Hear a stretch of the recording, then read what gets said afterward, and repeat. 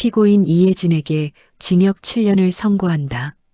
판사의 망치가 단상을 내리치는 순간 법정 안공기가 얼어붙었습니다. 피고인석에 앉아있던 여자가 그대로 고개를 떨어뜨렸습니다. 방청석에서 누군가의 비명이 터져 나왔습니다. 엄마, 엄마. 9살 소녀가 난간을 붙잡고 소리쳤습니다. 법정 경위들이 달려들었지만 소녀는 필사적으로 버텼습니다. 엄마를 향해, 저 쇠창살 너머로 끌려가는 엄마를 향해 손을 뻗었습니다. 유나야, 미안해. 어머니의 마지막 말이 법정에 메아리 쳤습니다. 그리고 문이 닫혔습니다. 하지만 이 이야기는 여기서 끝이 아닙니다. 아니, 정확히는 여기서 시작도 아닙니다. 이 놀라운 반전의 시작점은 석 달 전으로 거슬러 올라갑니다. 한 로펌의 호화로운 로비에서 벌어진 그 누구도 예상하지 못했던 만남으로 말입니다. 만약 여러분이 이 이야기가 궁금하시다면 잠시만 구독 버튼을 눌러주세요. 우리는 매일 이렇게 평범해 보이는 사람들의 숨겨진 이야기를 전해드리고 있습니다. 알림 설정까지 해두시면 매일 저녁 새로운 이야기로 찾아뵙겠습니다. 서울 강남 한복판 유리와 대리석으로 빛나는 50층짜리 건물. 1층 로비의 대형 간판에는 금빛 글씨가 새겨져 있었습니다. 태평양 법률사무소. 대한민국에서 손꼽히는 로펌이었습니다. 오전 9시 회전문이 열리며 한 소녀가 들어섰습니다. 서윤아, 겨우 9살. 낡은 점퍼에 해진 운동화를 신고 있었습니다. 한 손에는 너덜너덜한 책 한 권을 꼭 쥐고 있었습니다. 저기요. 유나가 접수대로 다가갔습니다. 정장을 차려입은 직원이 소녀를 위아래로 훑어봤습니다. 그 시선에는 노골적인 불편함이 담겨 있었습니다. 직원이 차가운 목소리로 물었습니다. 무슨 일이니? 변호사 선생님을 만나고 싶어요. 우리 엄마 사건을 예약했어? 유나가 고개를 저었습니다. 직원의 표정이 더욱 굳어졌습니다. 예약 없이는 안 돼.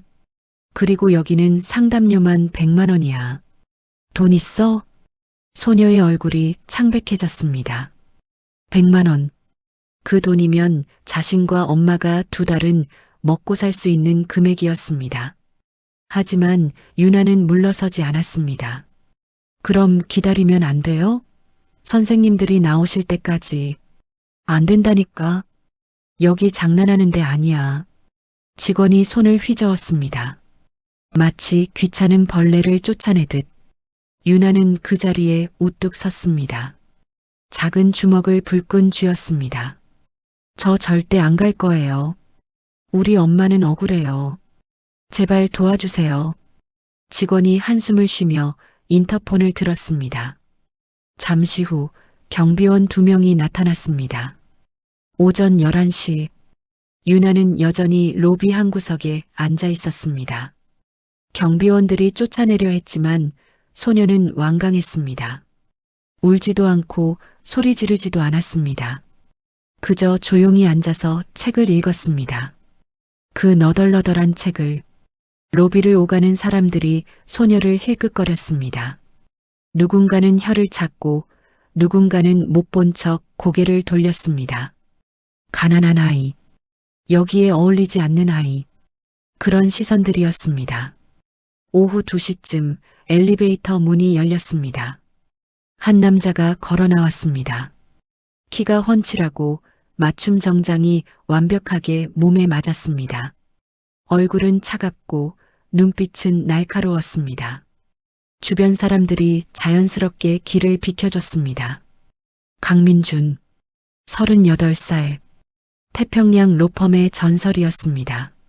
승소율 95%, 시간당 상담료 100만 원. 그가 맞지 않는 사건은 이미 진 사건이나 다름없다는 소문이 돌았습니다. 민준이 로비를 가로질러 걸었습니다. 그때였습니다. 저기요. 유나가 벌떡 일어섰습니다.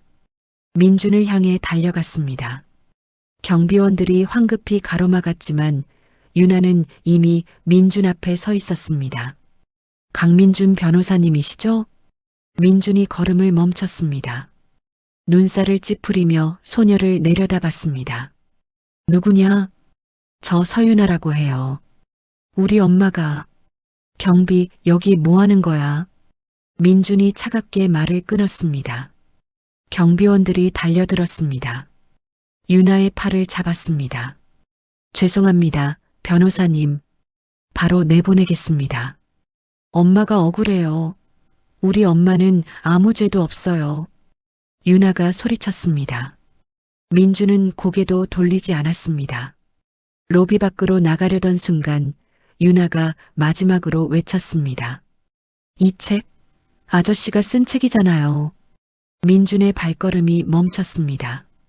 유나가 그 낡은 책을 번쩍 들어 올렸습니다. 표지가 해지고 모서리가 달아 있었습니다. 하지만 제목은 또렷했습니다. 법정에 선 약자들에게. 저자 강민준. 민준이 천천히 돌아섰습니다. 그의 얼굴에서 처음으로 표정이 흔들렸습니다. 눈이 약간 커졌고 입술이 굳어졌습니다. 어디서 그걸? 도서관에서 찾았어요. 아저씨가 15년 전에 쓴 책이래요. 유나가 책을 펼쳤습니다. 페이지마다 빨간 밑줄이 그어져 있었습니다. 여백에는 작은 글씨로 메모가 가득했습니다. 여기 23페이지. 법은 돈이 많은 사람의 편이 아니라 진실의 편이어야 한다. 아저씨가 이렇게 썼잖아요. 민준의 턱이 경직됐습니다. 유나가 계속 읽었습니다. 47페이지. 가난하다는 이유로 정의를 포기해야 한다면 그건 법이 아니라 폭력이다. 아저씨 말이에요. 그래서 왔어요. 우리한테는 돈이 없어요. 100만 원도 없어요. 하지만 엄마는 정말 억울해요. 아저씨가 이 책에서 약속했잖아요. 약한 사람들 편에 서겠다고. 로비가 조용해졌습니다. 오가던 사람들이 걸음을 멈추고 지켜봤습니다. 민준의 얼굴이 점점 굳어졌습니다. 한참 후 민준이 입을 열었습니다. 그 책은 옛날 일이다. 예, 나는 변했어. 그때의 나는 없어. 이해 못하겠니? 유나가 고개를 저었습니다. 사람은 변해도 진실은 안 변하잖아요. 우리 엄마는 정말 억울하다고요. 경비, 민준이 차갑게 말했습니다. 내보내. 네, 변호사님.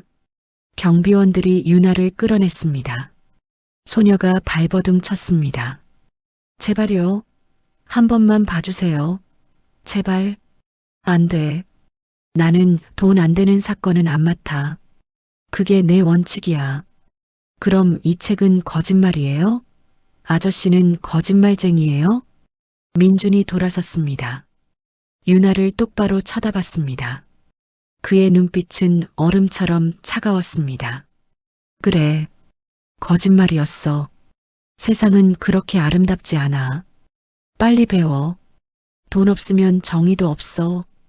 유나의 눈에서 눈물이 흘러내렸습니다. 처음으로.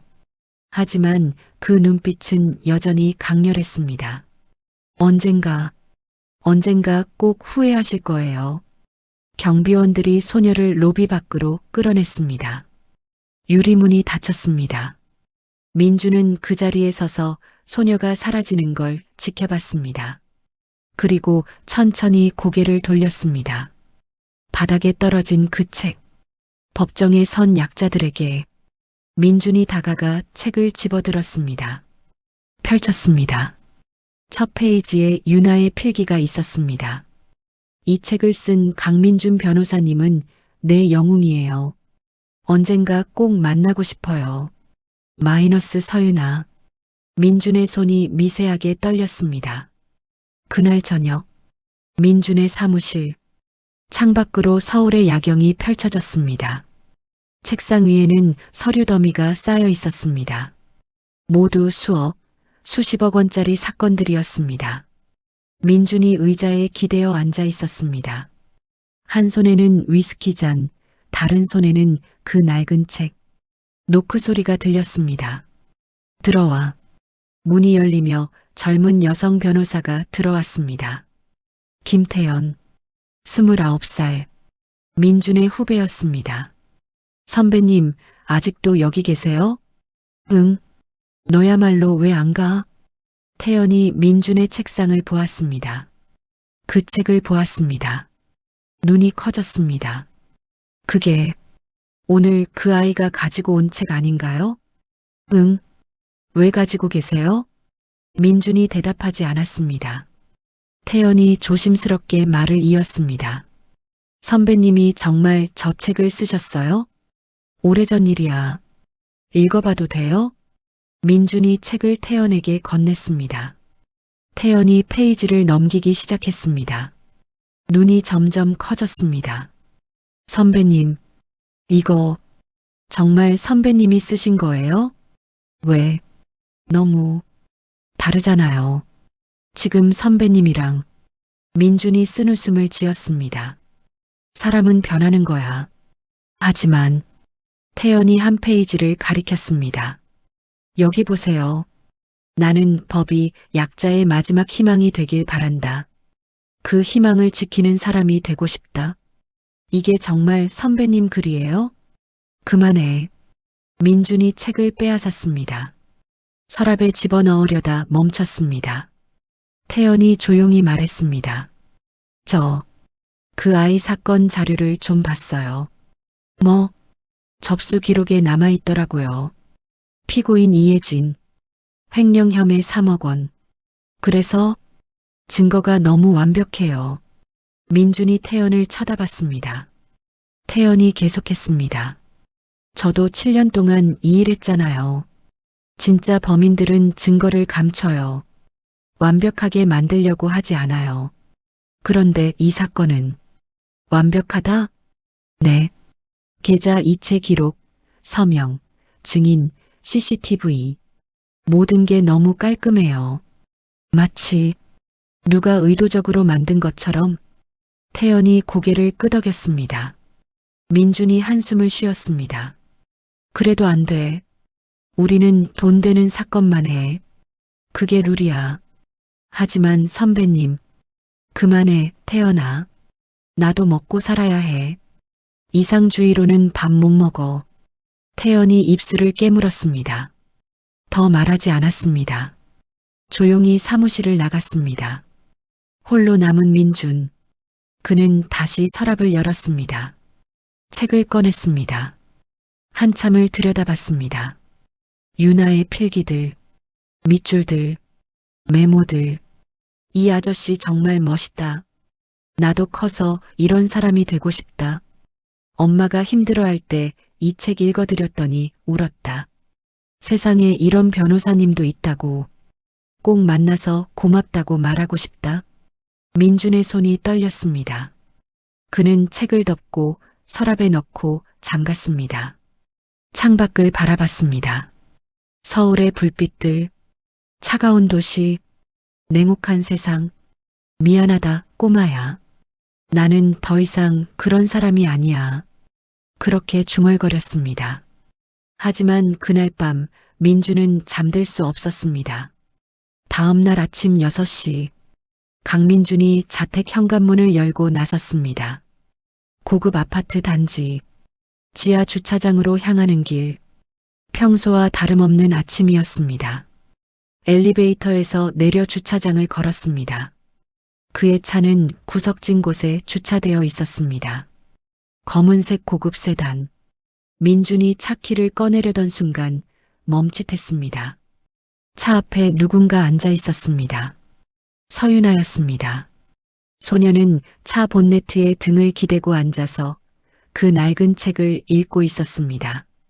아침 찬 공기에 입김이 하얗게 나왔습니다. 민준이 헛웃음을 흘렸습니다. 너 여기서 뭐 하는 거야? 유나가 고개를 들었습니다. 눈이 퀭했습니다. 밤새 잠을 못 잔 것 같았습니다. 기다렸어요. 언제부터? 어젯밤 10시쯤부터요. 민준의 눈살이 찌푸려졌습니다. 미쳤어? 밤새 여기서? 아저씨가 안 만나주시니까 여기서 기다릴 수밖에 없잖아요. 유나가 천천히 일어섰습니다. 다리를 절뚝였습니다. 오래 앉아 있어서 다리가 저린 듯 했습니다. 민준이 한숨을 쉬었습니다. 집에 가. 내가 도와줄 수 없어. 왜요? 돈이 없으니까. 그럼 나중에 갚아드릴게요. 뭘로? 유나가 잠시 생각했습니다. 그리고 가방에서 뭔가를 꺼냈습니다. 투명한 플라스틱 통이었습니다. 안에 동전들이 가득했습니다. 이거요. 제가 4년 동안 모은 거예요. 32,500원 있어요. 민준이 그 통을 바라봤습니다. 10원짜리, 50원짜리, 100원짜리 동전들. 어떤 건 녹이 슬어 있었습니다. 이걸로 뭘 하라고. 일단 계약금이요. 나중에 더 드릴게요. 제가 아르바이트해서. 너 9살이야. 10살이면 신문 돌릴 수 있대요. 그럼 한 달에 5만 원 벌 수 있어요. 민준이 눈을 감았습니다. 머리가 아팠습니다. 들어봐. 나는 시간당 100만 원을 받아. 내 사건을 맡으려면 최소 2천만 원은 필요해. 이해해? 그럼 제가 400개월 동안 일하면 되는 거네요. 그게 몇 년인지 알아? 33년 조금 넘어요. 유나가 담담하게 대답했습니다. 민준이 소녀를 빤히 쳐다봤습니다. 너 진짜 9살 맞아? 네. 근데 선생님이 영재래요. IQ가 140이래요. 유나가 한 발짝 다가왔습니다. 아저씨, 제발이요. 33년 걸려도 갚을게요. 약속할게요. 그러니까 우리 엄마 좀. 안 돼. 민준이 차 문을 열었습니다. 비켜. 출근해야 해. 유나가 차 문을 붙잡았습니다. 그럼 그냥 한 번만 만나주세요. 엄마 얘기 한 번만 들어주세요. 비키라니까. 싫어요. 민준이 차에 올라탔습니다. 시동을 걸었습니다. 유나가 차 문에 매달렸습니다. 내려. 안 내려요. 지금 위험하잖아. 그럼 약속해주세요. 한 번만 만나주세요. 민준이 이를 악물었습니다. 차를 조금 움직였습니다. 유나가 비틀거렸지만 놓지 않았습니다. 이 미친. 민준이 급브레이크를 밟았습니다. 차에서 내렸습니다. 너 정말 죽고 싶어? 아저씨가 만나주시면 안 죽어도 되잖아요. 두 사람이 서로를 노려봤습니다. 한참 후 민준이 한숨을 쉬었습니다. 오늘 저녁 7시 로펌 앞 카페. 딱 10분만 시간 줄게. 유나의 눈이 반짝였습니다. 정말요? 대신 조건이 있어. 10분 안에 날 설득 못하면 다시는 나한테 나타나지 마. 알았지? 네. 약속할게요. 유나가 환하게 웃었습니다. 민주는 그 웃음을 보고 왠지 모를 불편함을 느꼈습니다. 차에 올라타 출발했습니다. 백미러로 유나를 봤습니다. 소녀는 그 자리에 서서 손을 흔들고 있었습니다. 민준이 중얼거렸습니다. 미친 짓이야, 강민준. 왜 만나준다고 했어? 하지만 그는 알고 있었습니다. 어젯밤 한숨도 못 잤다는 걸, 계속 그 소녀의 눈빛이 떠올랐다는 걸. 같은 날 오후 5시, 민준의 사무실에 김태연이 들어왔습니다.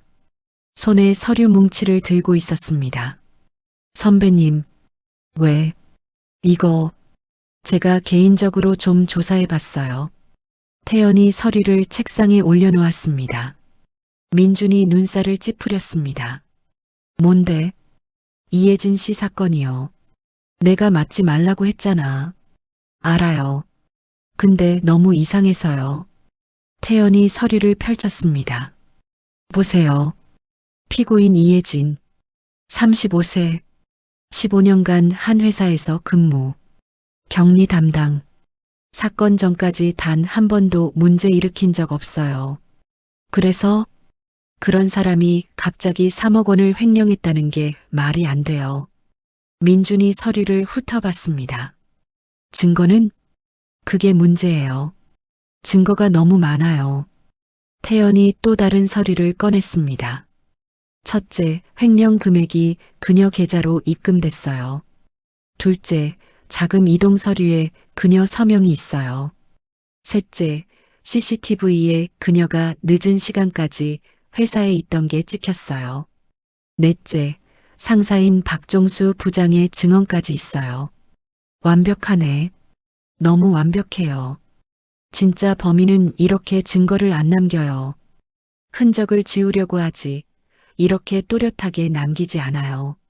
민준이 태연을 쳐다봤습니다. 내 생각은 누군가 의도적으로 그녀에게 죄를 뒤집어 씌웠다고 봐요. 증거는 아직 없어요. 하지만 태연이 한 장의 사진을 꺼냈습니다. 이거 보세요. 박종수 부장이에요. 이예진 씨의 직속 상사. 사진 속 남자는 40대 중반쯤 보였습니다. 정장을 입고 있었고 얼굴에는 자신감이 가득했습니다. 이 사람은 경리부서 총책임자예요. 모든 자금 이동에 접근 권한이 있어요.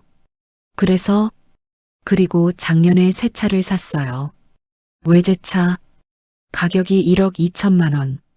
민준의 눈빛이 날카로워졌습니다. 연봉은 7천만 원이요. 가족은 부인, 자녀 둘. 큰애가 대학생, 작은애가 고등학생. 민준이 서류를 넘기며 읽었습니다. 표정이 점점 굳어졌습니다. 이 사람 3년 전에도 고급 아파트 샀네. 맞아요. 강남이요. 시세가 15억 원. 대출은 2억 원뿐이에요. 민준이 계산기를 두드렸습니다. 얼굴이 일그러졌습니다. 이상하네. 그쵸? 연봉으로는 절대 불가능한 소비예요. 두 사람이 서류를 들여다봤습니다. 침묵이 흘렀습니다. 민준이 입을 열었습니다.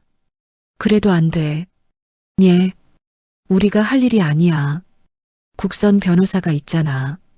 하지만 선배님, 태연아. 민준이 서류를 닫았습니다. 우리는 자선 사업가가 아니야. 변호사야. 돈 받고 일하는 사람들이라고. 그럼 저 아이는요? 그 엄마는요? 내 문제가 아니야. 태연이 입술을 깨물었습니다.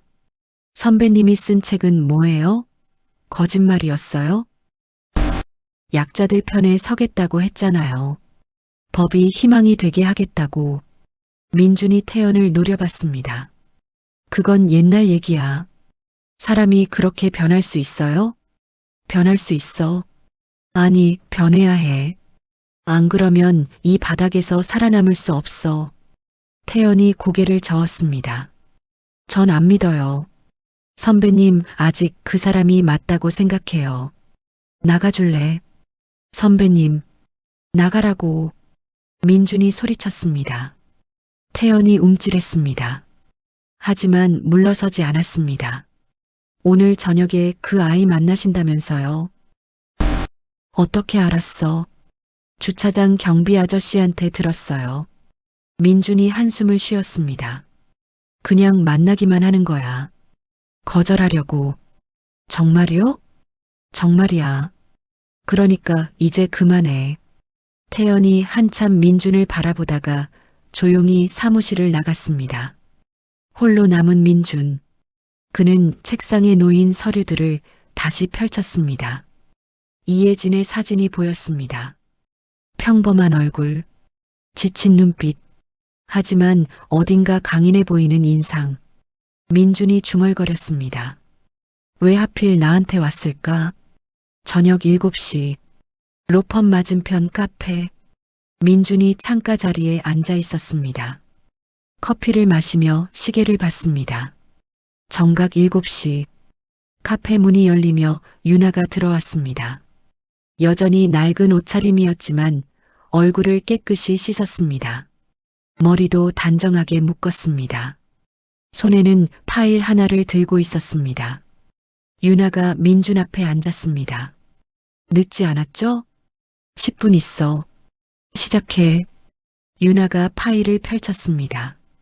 안에는 삐뚤빼뚤한 글씨로 쓰인 종이들이 가득했습니다. 제가 엄마 사건을 정리해 왔어요.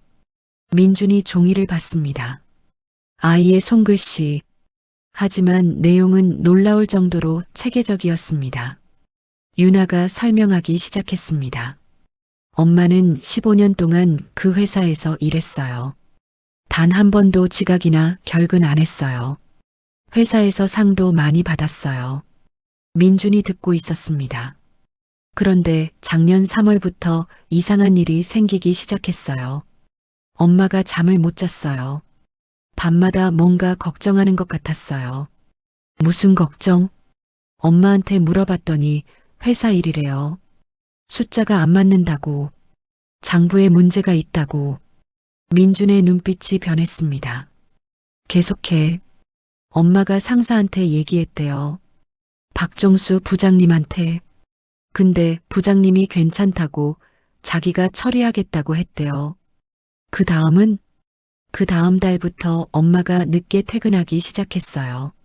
거의 매일 밤 11시, 12시까지 회사에 있었어요. 왜? 부장님이 엄마한테 특별 업무를 시켰대요.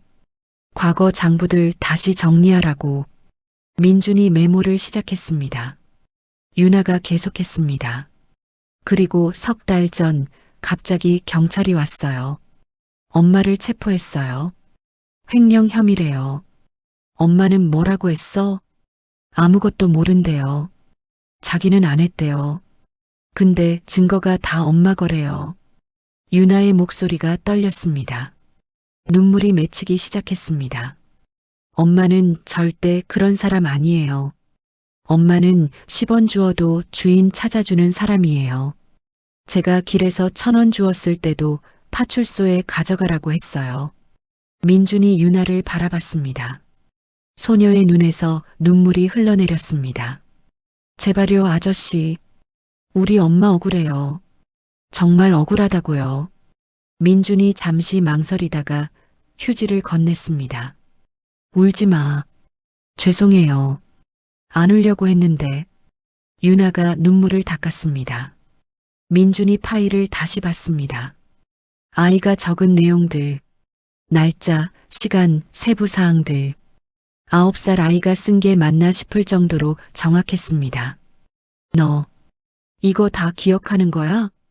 네. 저 기억력이 좋아요. 한 번 본 건 다 외워요. 엄마가 늦게 들어온 날짜도 다 기억해?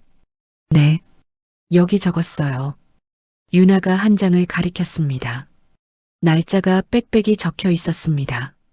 민준이 그 날짜들을 보았습니다. 태연이 가져온 CCTV 기록과 비교했습니다. 일치했습니다. 민준의 심장이 뛰기 시작했습니다. 너 혹시 엄마가 그때 뭐 했는지도 기억해? 네. 엄마가 매번 말해줬어요. 오늘도 장부 정리했다고. 장부 정리. 민준이 뭔가 떠올랐습니다. 그가 메모장을 꺼내 빠르게 적기 시작했습니다. 유나가 조용히 물었습니다. 아저씨, 도와주실 거예요? 민준이 고개를 들었습니다. 유나의 눈을 마주쳤습니다. 그 눈빛, 간절함, 희망, 믿음. 민준은 15년 전 자신의 모습을 보았습니다. 아버지를 위해 법정에 섰던 그 철없던 법학도를. 한참 후 민준이 입을 열었습니다. 한 가지만 물어볼게. 네. 내 엄마가 정말 무고하다고 확신해? 유나가 단호하게 대답했습니다. 100%요. 민준이 한숨을 쉬었습니다. 시계를 봤습니다. 이미 10분이 훌쩍 지나 있었습니다. 망했네, 나. 예. 민준이 일어섰습니다. 일단 엄마 면회 신청부터 해야겠다. 유나의 눈이 커졌습니다. 그럼요? 확답은 못해. 일단 직접 만나보고 판단할게. 정말요? 정말 도와주시는 거예요? 민준이 고개를 끄덕였습니다. 유나가 벌떡 일어나 민준을 껴안았습니다. 감사합니다. 정말 감사해요. 민준이 당황해서 몸을 굳혔습니다. 언제 마지막으로 이렇게 순수한 감사를 받았던가 기억이 나지 않았습니다. 유나가 물러섰습니다. 얼굴이 눈물과 콧물로 범벅이었지만 환하게 웃고 있었습니다. 역시 아저씨는 제 영웅이 맞았어요. 민준이 쓴웃음을 지었습니다. 아직 영웅은 아니야. 그냥 한번 봐주는 거야. 그래도 돼요. 제게는 그것만으로도 충분해요. 두 사람이 카페를 나섰습니다. 밖은 이미 어두웠습니다. 민준이 물었습니다. 집까지 어떻게 가? 버스 타고 가요. 어디 사는데? 경기도요. 버스로 1시간 조금 걸려요. 민준이 한숨을 쉬었습니다. 바래다 줄게. 진짜요? 빨리 안 타면 바뀔 거야. 유나가 후다닥 민준의 차에 올라탔습니다. 차 안. 유나는 창밖을 신기한 듯 바라봤습니다. 아마 이렇게 좋은 차는 처음 타보는 것 같았습니다. 민준이 운전하며 물었습니다. 학교는? 다녀요. 근데 요즘은 자주 빠져요. 왜? 엄마 면회 가려고요. 그리고 아저씨 찾으려고요. 민준이 아무 말도 하지 않았습니다. 친구들은? 별로 없어요. 애들이 저 좀 이상하대요. 왜? 너무 똑똑하대요. 재미없대요. 민준이 유나를 힐끗 봤습니다. 소녀는 여전히 창밖을 보고 있었습니다. 외롭지 않아? 괜찮아요. 책이 친구예요. 그래. 1시간 후 차가 낡은 주택가에 멈췄습니다. 유나가 내렸습니다. 여기에요. 감사합니다, 아저씨. 들어가. 네. 내일 연락 주실 거죠? 응. 유나가 손을 흔들며 골목으로 사라졌습니다. 민주는 차 안에서 그 모습을 지켜봤습니다. 좁은 골목, 허름한 집들, 가로등도 제대로 켜지지 않는 동네. 민준이 중얼거렸습니다. 나 진짜 미쳤나 봐. 하지만 차를 돌리면서 그의 입가에는 미세한 미소가 걸려 있었습니다. 그날 밤 민준은 사무실로 돌아가 새벽까지 서류를 검토했습니다. 이해진 사건, 뭔가 숨겨진 게 있었습니다. 그는 느낄 수 있었습니다. 15년 만에 다시 깨어나는 감각, 진실을 찾아내는 본능, 그가 잊고 있던 것, 변호사가 되고 싶었던 이유. 이틀 후 서울 구치소, 회색 콘크리트 건물이 차갑게 서 있었습니다. 민준이 차에서 내렸습니다. 손에는 서류 가방을 들고 있었습니다. 면회 신청은 이미 해놓았습니다. 변호사 자격으로 입구를 지나 검색대를 통과했습니다. 복도를 걸었습니다. 양옆으로 철문들이 늘어서 있었습니다. 차가운 공기, 소독약 냄새, 민주는 이런 곳에 익숙했습니다. 수백 번도 넘게 왔던 곳. 하지만 오늘은 왠지 발걸음이 무겁게 느껴졌습니다. 면회 실험. 교도관이 문을 열어줬습니다. 안으로 들어서자 작은 방이 나타났습니다. 중앙에 유리 칸막이, 양쪽에 의자와 전화기. 민준이 한쪽에 앉았습니다. 잠시 후 반대편 문이 열렸습니다. 한 여자가 들어왔습니다. 이혜진. 사진에서 본 것보다 훨씬 야위어 있었습니다. 수의를 입고 있었고 얼굴은 핏기 하나 없이 창백했습니다. 하지만 눈빛만은 살아 있었습니다. 혜진이 민준을 보고 멈칫했습니다. 그리고 천천히 앉았습니다. 두 사람이 수화기를 들었습니다. 누구세요? 혜진의 목소리는 떨리고 있었습니다. 강민준 변호사입니다. 혜진의 눈이 커졌습니다. 변호사님이요? 제가 변호사를 구했나요? 아니요. 따님이 저를 찾아왔습니다. 유나가요? 혜진의 목소리가 급격히 높아졌습니다. 유나가 어떻게 변호사님을 로펌에 직접 찾아왔습니다. 여러 번 혜진이 두 손으로 얼굴을 감쌌습니다. 어깨가 떨렸습니다. 미안해요. 정말 미안해요. 그 어린애가 민준이 침착하게 말했습니다. 진정하세요. 제가 몇 가지 여쭤볼 게 있습니다. 혜진이 눈물을 닦았습니다. 고개를 끄덕였습니다. 민준이 서류를 꺼냈습니다. 먼저 확인하겠습니다. 횡령 혐의 3억 원. 인정하십니까? 아니요. 혜진의 대답은 단호했습니다. 전 한 푼도 안 가져갔어요. 맹세할 수 있어요.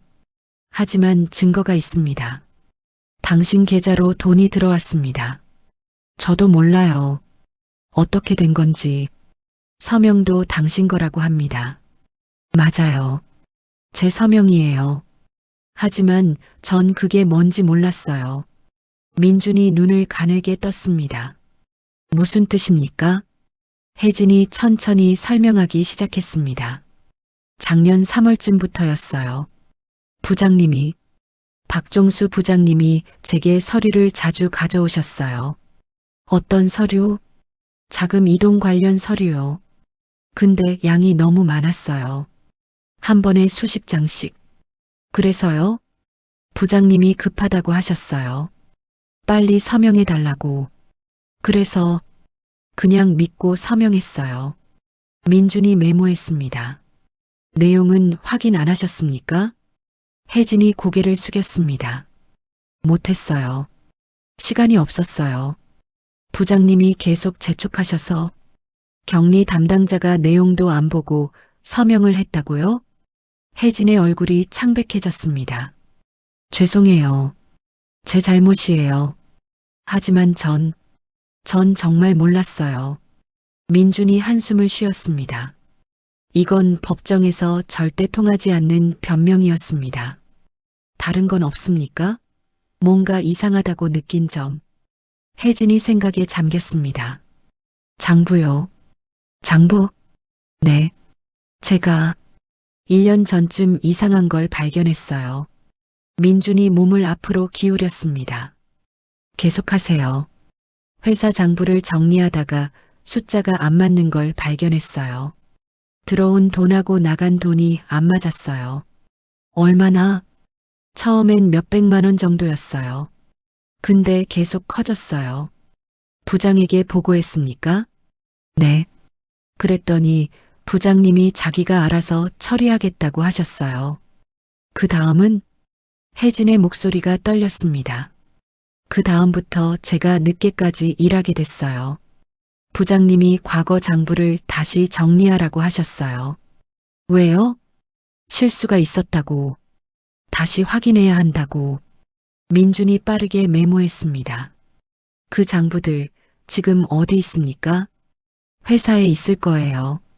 근데 제가 마지막으로 본 건 석 달 전이었어요. 체포되기 직전에. 민준이 고개를 끄덕였습니다. 한 가지 더. 박종수 부장 어떤 사람입니까? 혜진이 잠시 망설였습니다. 좋은 사람이었어요. 적어도 전 그렇게 생각했어요. 지금도요? 혜진이 고개를 저었습니다. 모르겠어요. 재판 때 부장님이 증언하셨어요. 저를 범인이라고. 뭐라고 했습니까? 제가 돈이 필요했을 거라고. 혼자 아이 키우니까 힘들었을 거라고. 그래서 유혹에 빠졌을 거라고. 혜진의 목소리가 잠겼습니다. 눈물이 흘러내렸습니다. 전 정말 안 했어요. 유나 때문에라도 그런 짓 못해요. 제가 죄를 지으면 유나가 어떻게 돼요? 민준이 휴지를 건네려다 유리 칸막이를 깨달았습니다. 혜진이 손등으로 눈물을 닦았습니다. 변호사님, 네. 유나는 괜찮아요? 잘 먹고 있어요? 민준이 고개를 끄덕였습니다. 걱정 마세요. 건강합니다. 혼자서 밥 먹을 줄 알아요? 제가 가르쳐 놨는데 라면이라도 끓여 먹는지. 친척분은 안 계십니까? 혜진이 고개를 저었습니다. 없어요. 다 돌아가셨어요. 남편도 일찍 죽었고 이제 유나랑 저 둘뿐이에요. 민준의 가슴이 먹먹해졌습니다. 그럼 지금 따님은 혼자? 네, 혼자 있어요. 제가 체포되고 나서 계속. 혜진이 흐느끼기 시작했습니다. 제발, 제발 도와주세요. 전 괜찮아요. 여기서 몇 년이고 있을 수 있어요. 근데 유나만은 민준이 주먹을 쥐었습니다. 제가 최선을 다하겠습니다. 정말요? 네, 약속드립니다. 혜진이 유리창에 손을 댔습니다. 민준도 반대편에서 손을 댔습니다. 유리를 사이에 두고 감사합니다.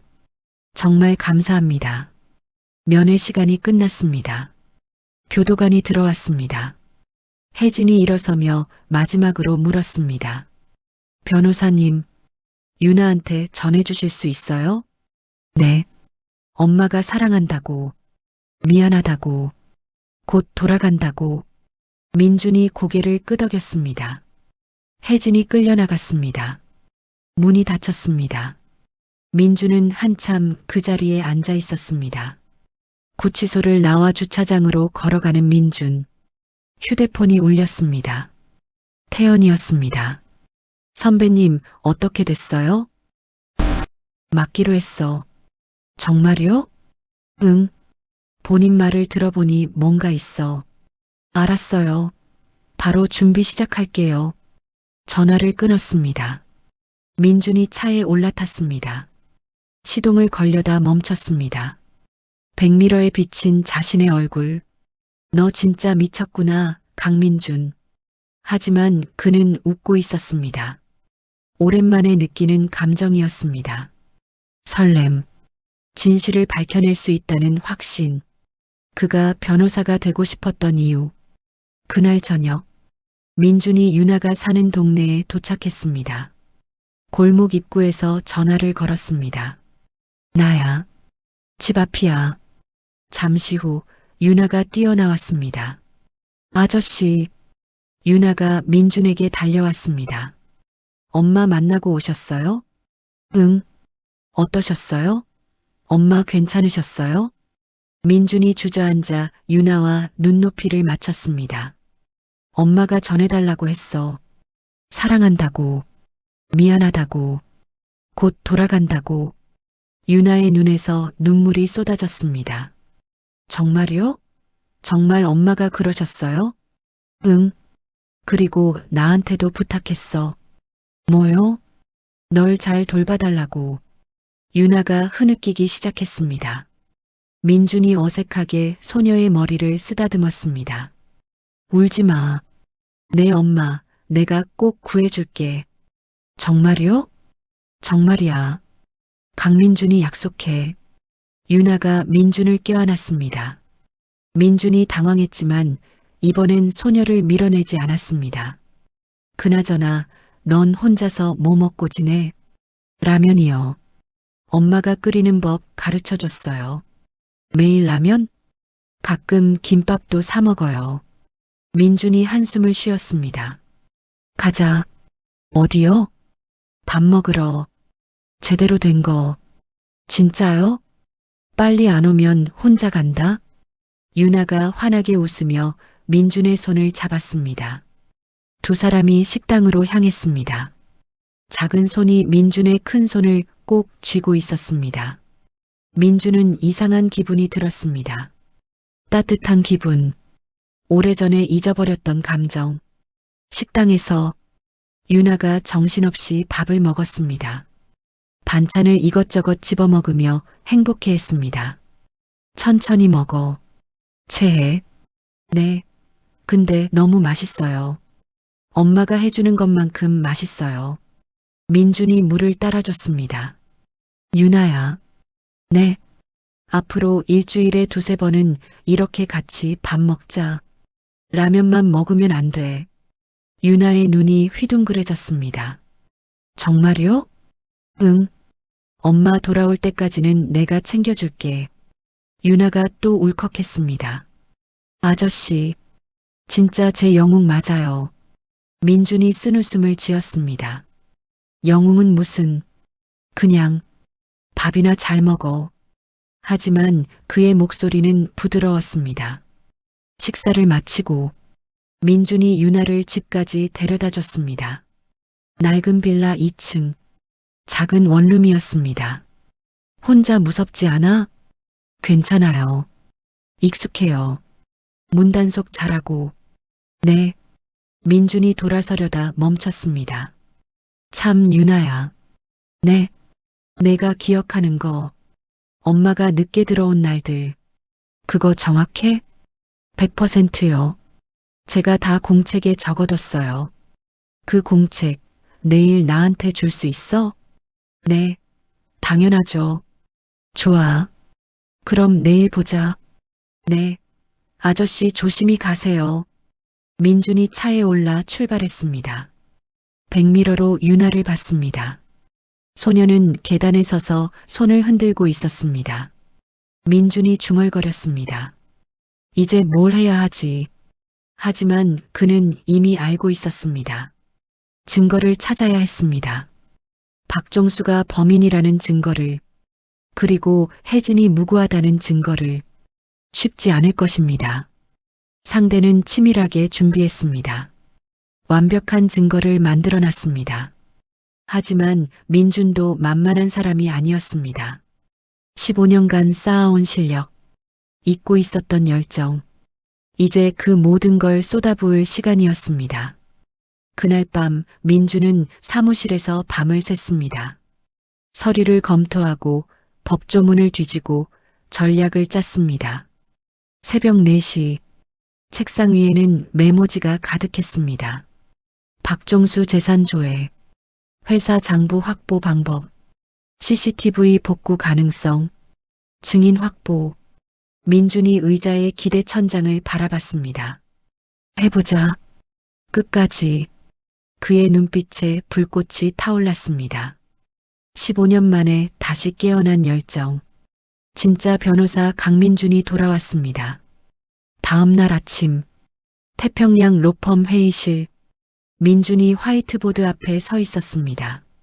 보드에는 복잡한 도표와 날짜들이 빼곡히 적혀 있었습니다. 김태연이 노트북을 들고 들어왔습니다. 선배님, 박종수 재산 조회 결과 나왔어요. 말해봐. 태연이 자료를 펼쳤습니다. 3년 전부터 급격히 재산이 늘었어요. 아파트, 차, 주식, 총 자산이 20억 원 정도 돼요. 연봉 7천에 어떻게 20억을 모아? 그게 문제예요. 설명이 안 돼요. 민준이 화이트보드에 박종수 마이너스 20억이라고 적었습니다. 회사 장부는 거기가 막혔어요. 회사 측에서 거부했어요. 법원 명령 없이는 못 준다고. 예상했어. 민준이 턱을 쓰다듬었습니다. CCTV는 3개월 전거는 다 삭제됐대요. 회사 규정상 석 달만 보관한다고. 딱 맞춰서 지워졌네. 너무 교묘해요. 민준이 의자에 앉았습니다. 증인은? 태연이 한숨을 쉬었습니다. 회사 직원들 몇 명 접촉해봤는데 다들 말 안 하려고 해요. 겁먹었어요. 박종수가 압력 넣은 거겠지. 어떻게 하죠? 민준이 생각에 잠겼습니다. 증거가 없었습니다. 아니, 정확히는 모든 증거가 박종수에게 유리하게 만들어져 있었습니다. 노크 소리가 들렸습니다. 문이 열리며 한 남자가 들어왔습니다. 50대 중반, 로펌의 대표 변호사 장석호였습니다. 민준 변호사. 예, 대표님.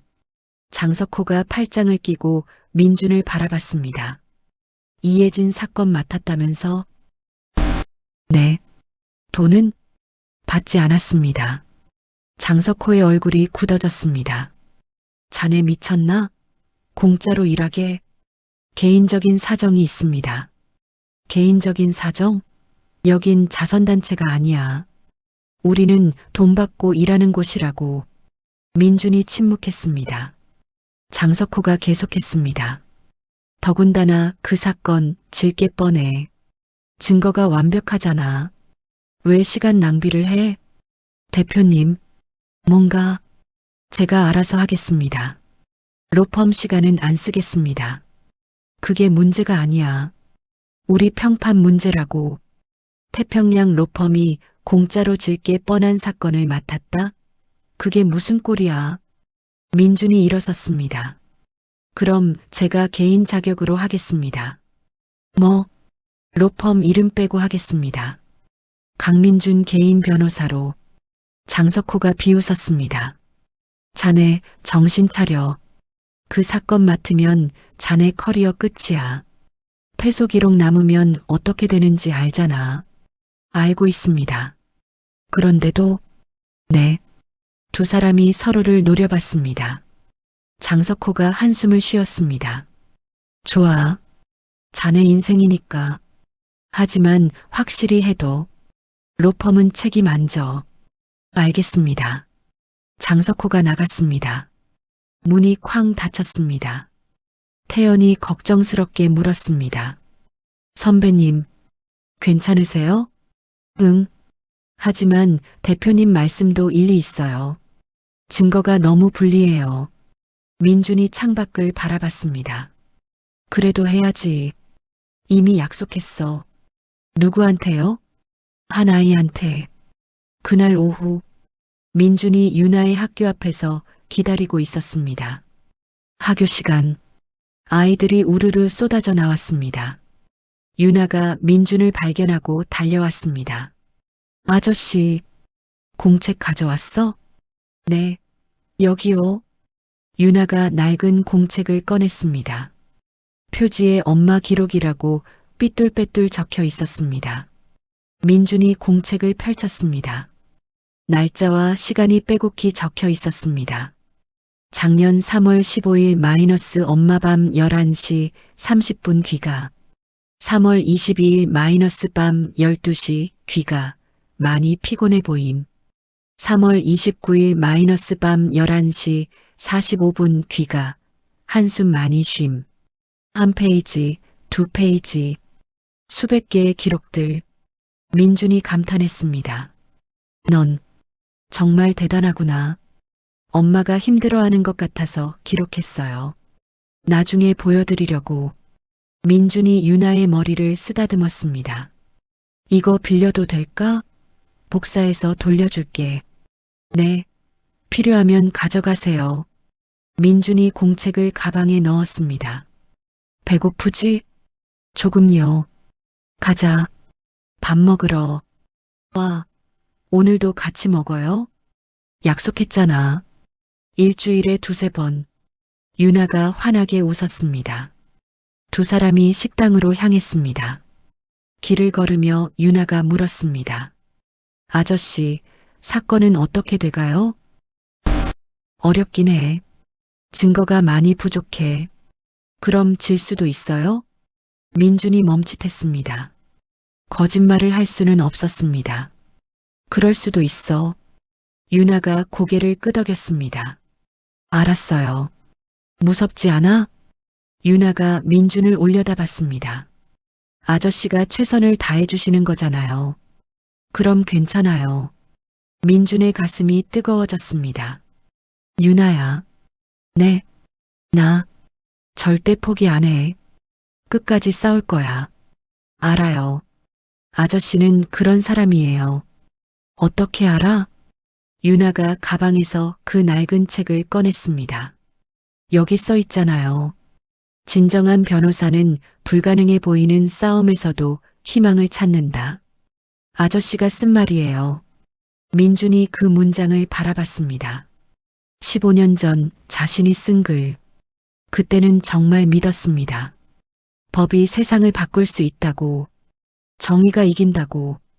하지만 세월이 흐르며 그 믿음은 사라졌습니다. 현실은 냉혹했고 돈이 전부였습니다.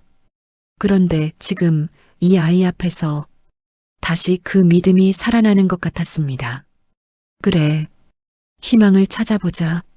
그날 밤 민준의 사무실 책상 위에 윤아의 공책이 펼쳐져 있었습니다.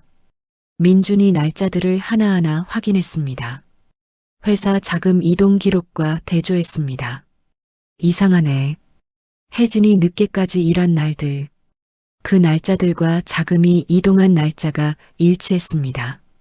누군가 의도적으로 혜진을 회사에 붙잡아둔 것입니다. 알리바이를 만들기 위해 민준이 계산기를 두드렸습니다. 총 횡령액 3억 원. 하지만 태연이 조사한 박종수의 재산 증가액은 20억 원. 차이가 너무 크네. 3억 원은 빙산의 일각일 뿐이었습니다. 진짜 횡령액은 훨씬 더 컸습니다. 박종수는 작은 금액만 혜진에게 뒤집어 씌운 것입니다. 나머지는 여전히 숨기고 있었습니다. 민준이 메모했습니다. 진짜 횡령액 추정 15억에서 20억. 3억은 미끼. 진짜 돈은 어디로? 전화벨이 울렸습니다. 모르는 번호였습니다. 여보세요. 강민준 변호사님이신가요? 낯선 남자의 목소리였습니다. 떨리고 있었습니다. 네, 그런데요. 저는 이혜진 씨랑 같은 회사 다니는 사람입니다. 민준이 몸을 앞으로 기울였습니다. 말씀하세요. 이혜진 씨, 억울해요. 증거가 있으십니까? 직접적인 증거는 없어요. 하지만 저는 봤어요. 박종수 부장님이 이상하게 행동하는 걸. 어떻게요? 밤늦게 혼자 회사에 남아있는 거요. 그리고 이혜진 씨 컴퓨터를 만지는 걸 봤어요. 민준의 심장이 뛰기 시작했습니다. 언제죠? 작년 여름쯤이었어요. 왜 그때 말씀 안 하셨어요? 남자가 한숨을 쉬었습니다. 무서웠어요. 박 부장님 무서운 사람이에요. 말 안 들으면 어떻게 되는데요? 잘려요. 아니면 더 나쁜 일 당해요. 제 동료 하나가 반항했다가 어떻게 됐습니까? 횡령범이 됐어요. 이혜진 씨처럼. 민준이 숨을 삼켰습니다. 그 동료분 지금 어디 계십니까? 감옥이요. 2년 살고 나왔어요. 인생 망가졌죠. 이름이 뭡니까? 최민호요. 한번 만나보세요. 도움이 될 거예요. 감사합니다. 근데 왜 지금 연락하신 겁니까? 남자가 잠시 침묵했습니다. 양심이요. 더는 못 보겠어요. 무고한 사람들이 계속 희생되는 거 증언해 주실 수 있습니까? 그건 어려워요. 제 가족이 있어요. 미안해요. 이해합니다. 하지만 한 가지만 알려드릴게요. 뭡니까? 회사 지하 창고. 거기 옛날 장부들 있어요. 다 버리라고 했는데 경비 아저씨가 몰래 보관했대요. 정말입니까? 네. 그 경비 아저씨 이혜진 씨 편이에요. 이혜진 씨가 착하다는 거 알거든요. 경비분 이름이 김철수요. 밤 11시 이후에 연락해 보세요. 그때 혼자 있어요. 감사합니다. 정말 감사합니다. 전화가 끊겼습니다. 민준이 주먹을 불끈 쥐었습니다. 드디어 실마리가 잡혔어. 그가 태연에게 전화를 걸었습니다. 태연아, 나야. 선배님? 이 시간에 무슨 일이에요?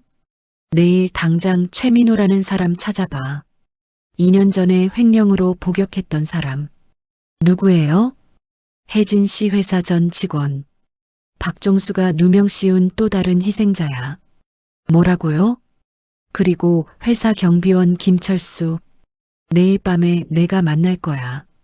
선배님 혹시... 응? 뭔가 잡혔어? 드디어. 전화를 끊고 민주는 창밖을 바라봤습니다. 서울의 야경. 수많은 불빛들. 이제 시작이야, 박종수. 내 진짜 얼굴을 까발릴 거야. 민준의 눈빛에 결연함이 서려 있었습니다.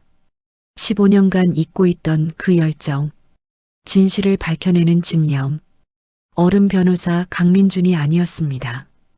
이건 15년 전 정의를 믿었던 그 청년 강민준이었습니다. 그리고 그는 절대 포기하지 않을 것입니다. 유나와의 약속, 혜진과의 약속, 그리고 자기 자신과의 약속. 기다려. 곧 진실을 밝혀낼게. 그날 밤 민주는 새벽까지 전략을 짰습니다. 이제 반격이 시작될 시간이었습니다. 다음 날 저녁 11시, 민준의 차가 어두운 산업단지에 멈춰 섰습니다. 혜진이 다니던 회사 건물. 밤에는 을씨년스러웠습니다. 민준이 차에서 내렸습니다. 건물 뒤편으로 돌아갔습니다. 경비실 불빛이 보였습니다. 문을 두드렸습니다. 누구세요? 강민준 변호사입니다. 김철수 경비님 계십니까? 문이 조금 열렸습니다. 60대 초반쯤 보이는 남자가 고개를 내밀었습니다. 어떻게 절 아세요? 누군가 알려줬습니다. 이혜진 씨를 도와달라고. 김철수가 주변을 살폈습니다. 그리고 민준을 안으로 들였습니다. 빨리 들어오세요. 경비실 안. 좁고 낡았습니다. 김철수가 커피를 건넸습니다.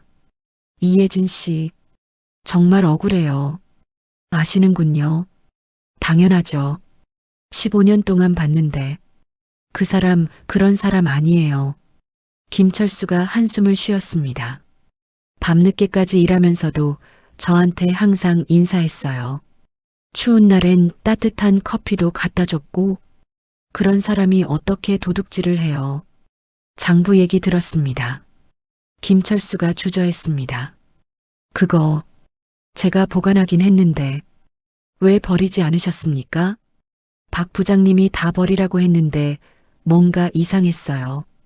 너무 급하게 없애려고 해서. 지금 어디 있습니까? 김철수가 일어섰습니다. 따라오세요. 두 사람이 지하로 내려갔습니다. 어두운 복도, 삐걱거리는 계단, 제일 안쪽 창고. 김철수가 문을 열었습니다. 먼지 냄새가 났습니다. 저기요. 구석에 박스들이 쌓여 있었습니다. 김철수가 그중 하나를 끌어냈습니다. 이게 3년 전 장부들이에요. 민준이 박스를 열었습니다. 오래된 서류들이 가득했습니다. 가져가도 됩니까? 조심하셔야 해요. 박 부장님이 알면. 걱정 마세요. 제가 책임지겠습니다. 민준이 박스를 들었습니다. 무거웠습니다. 고맙습니다, 김경비님. 이혜진 씨 좀 도와주세요. 그 사람 딸도 불쌍하고. 최선을 다하겠습니다. 민준이 박스를 차에 실었습니다. 출발하려던 순간 불빛이 보였습니다. 다른 차 한 대가 회사 주차장으로 들어왔습니다. 민준이 재빨리 불을 껐습니다. 숨을 죽였습니다. 차에서 내린 사람, 박종수였습니다. 이 밤중에 회사에. 민준이 숨죽여 지켜봤습니다. 박종수가 건물 안으로 들어갔습니다. 5층 사무실에 불이 켜졌습니다. 민준이 휴대폰으로 사진을 찍었습니다. 날짜와 시간이 찍힌 사진. 10분 후 박종수가 다시 나왔습니다. 손에 서류 가방을 들고 있었습니다. 민준이 계속 촬영했습니다. 박종수의 차가 떠났습니다. 민준이 한숨을 쉬었습니다. 뭔가 있어. 분명히. 다음 날 오전, 민준의 사무실. 태연과 함께 박스를 뒤지고 있었습니다. 선배님, 이거 보세요. 태연이 한 장의 서류를 들었습니다. 3년 전 회계 장부예요. 근데 숫자가 이상해요. 민준이 서류를 받았습니다. 어디? 여기요. 지출 항목. 3억 원이 기타로 처리됐어요. 기타? 네. 근데 같은 달에 또 3억. 그 다음 달에도 3억.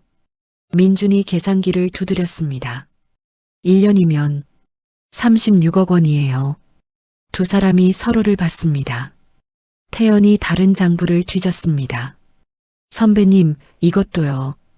2년 전 장부. 여기도 똑같아요. 매달 3억씩 기타. 3년 동안이면 100억이 넘어요. 민준이 의자에 주저앉았습니다. 횡령액이 3억이 아니었어. 100억이었어. 혜진 씨한테 뒤집어 씌운 건 그냥 일부분일 뿐이었어요. 민준이 서류를 다시 봤습니다. 승인 서명이. 박종수? 전부 다요. 이 자식이. 민준이 주먹을 쥐었습니다. 태연이 노트북을 열었습니다. 선배님, 최민호 씨 찾았어요.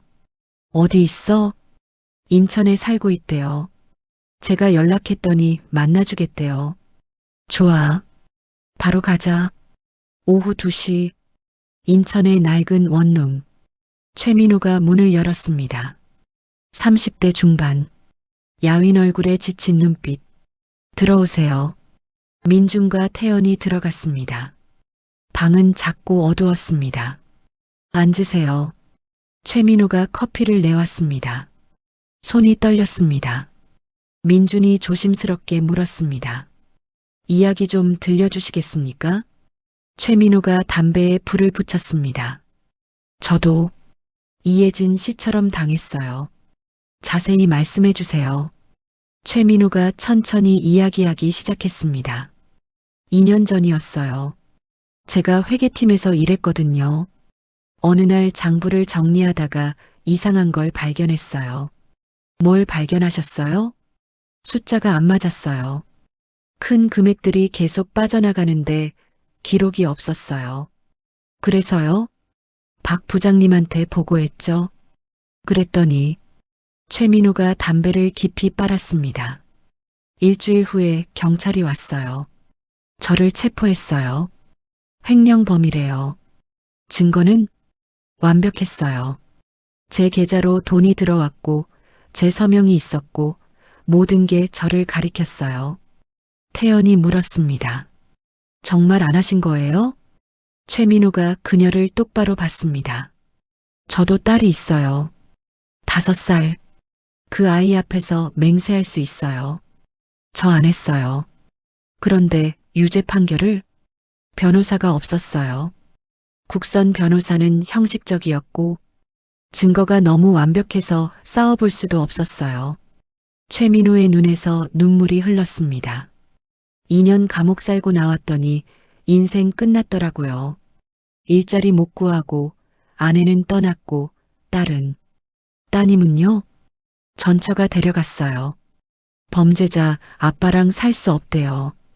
1년에 한 번 볼까 말까 해요. 민준의 주먹이 떨렸습니다.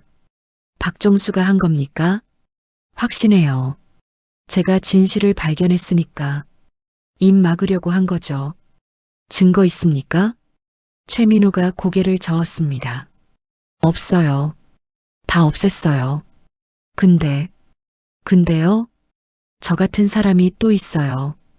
민준이 몸을 앞으로 기울였습니다. 누구죠? 정확히는 몰라요. 근데 회사에서 소문 들었어요. 저 전에도 한 명 있었대요. 4년 전에. 이름은 기억 안 나요. 근데 그 사람도 저처럼 횡령범 됐대요. 태연이 메모했습니다. 민준이 물었습니다. 법정에서 증언해 주실 수 있습니까? 최민호가 망설였습니다. 그러고 싶어요. 진짜로. 근데 두려우신 겁니까? 박종수는 위험한 사람이에요. 저 이미 한 번 당했잖아요. 또 당하면 걱정 마세요. 제가 지켜드리겠습니다. 어떻게요? 민준이 명함을 꺼냈습니다. 저 강민준입니다. 태평양 로펌. 아니, 이제는 개인 변호사지만 최선을 다해 당신을 보호하겠습니다. 최민호가 명함을 받았습니다. 정말 이길 수 있어요? 이겨야죠. 안 그러면 또 다른 희생자가 나올 테니까. 최민호가 한참 생각했습니다. 알겠어요. 하겠어요. 정말입니까? 네. 더는 못 보겠어요. 이혜진 씨도 저처럼 되는 거. 민준이 최민호의 손을 잡았습니다. 고맙습니다. 정말 고맙습니다. 돌아오는 차 안, 태연이 운전하며 말했습니다. 선배님, 이거 큰일인데요. 응, 박종수가 계속 이런 짓을 해온 거잖아요. 수십억, 아니 100억을 빼돌리면서. 그래. 근데 왜 아무도 몰랐을까요? 누가 의심하겠어? 증거를 완벽하게 만드는데. 선배님, 응? 우리 이길 수 있을까요? 민준이 창밖을 바라봤습니다. 모르겠어. 솔직히. 하지만 해야지. 안 그러면 박종수는 계속 이럴 거야. 다른 사람들 인생 망치면서. 태연이 고개를 끄덕였습니다. 열심히 하겠습니다. 고마워, 태연아. 그날 밤, 민준이 유나를 만났습니다. 약속대로 저녁 식사. 아저씨, 오늘은 무슨 일 하셨어요? 엄마 사건 조사했지. 잘 돼가요? 민준이 유나를 봤습니다. 순수한 눈빛. 응, 조금씩 진전이 있어. 다행이다. 유나가 환하게 웃었습니다. 아저씨, 저 오늘 학교에서 발표했어요. 무슨 발표? 장래 희망이요. 뭐라고 했는데? 유나가 수줍게 웃었습니다. 변호사요. 민준이 놀랐습니다. 변호사? 네. 아저씨처럼 되고 싶어요. 억울한 사람들 도와주는 변호사. 민준의 가슴이 뜨거워졌습니다. 유나야. 네. 변호사는 힘든 일이야. 알아요. 근데 아저씨가 하는 거 보니까 멋있어요. 멋있어? 네. 아무도 안 도와주는 우리 엄마 도와주잖아요. 그게 진짜 영웅 아니에요? 민준이 아무 말도 할 수 없었습니다. 유나가 계속했습니다.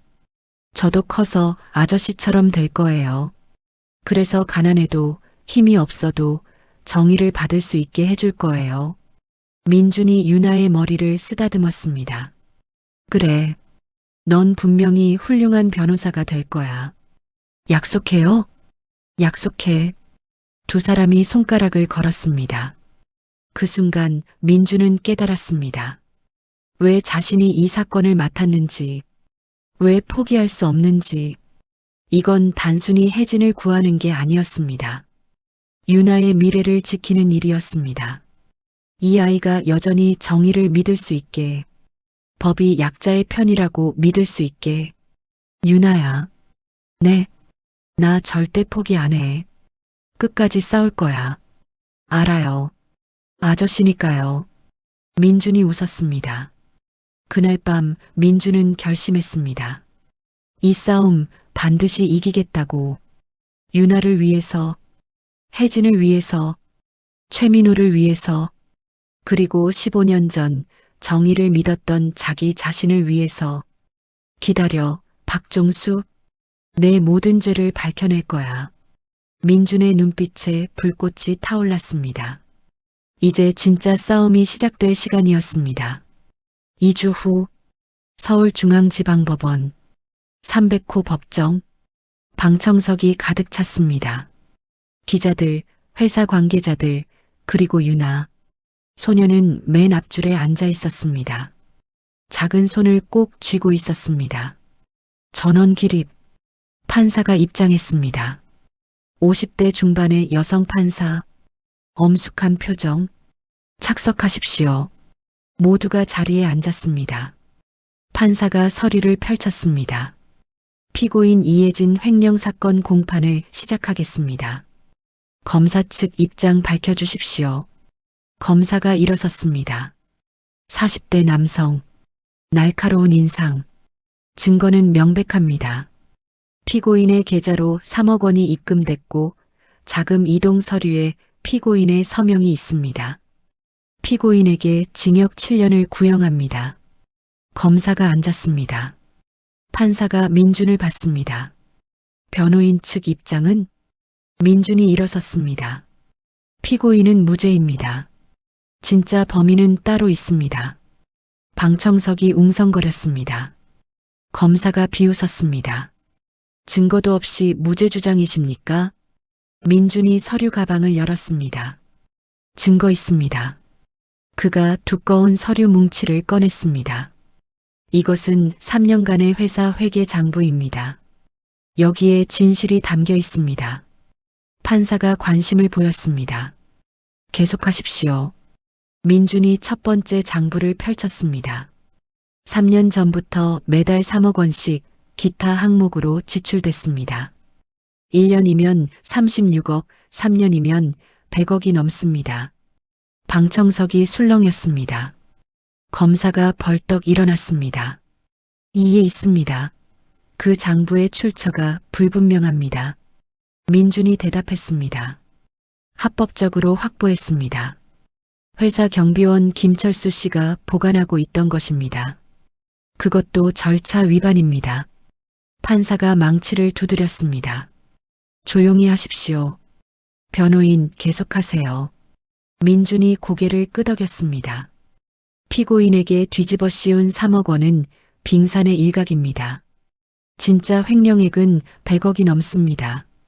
그래서 진짜 범인이 누구라는 겁니까? 민준이 돌아서서 방청석을 가리켰습니다. 저기 앉아 계십니다. 박종수 부장. 모든 시선이 박종수에게 쏠렸습니다. 박종수가 일어섰습니다. 얼굴이 붉어졌습니다. 말도 안 됩니다. 저는 증인입니다. 피해자예요. 판사가 망치를 두드렸습니다. 박종수 씨 앉으십시오. 박종수가 떨리는 목소리로 말했습니다.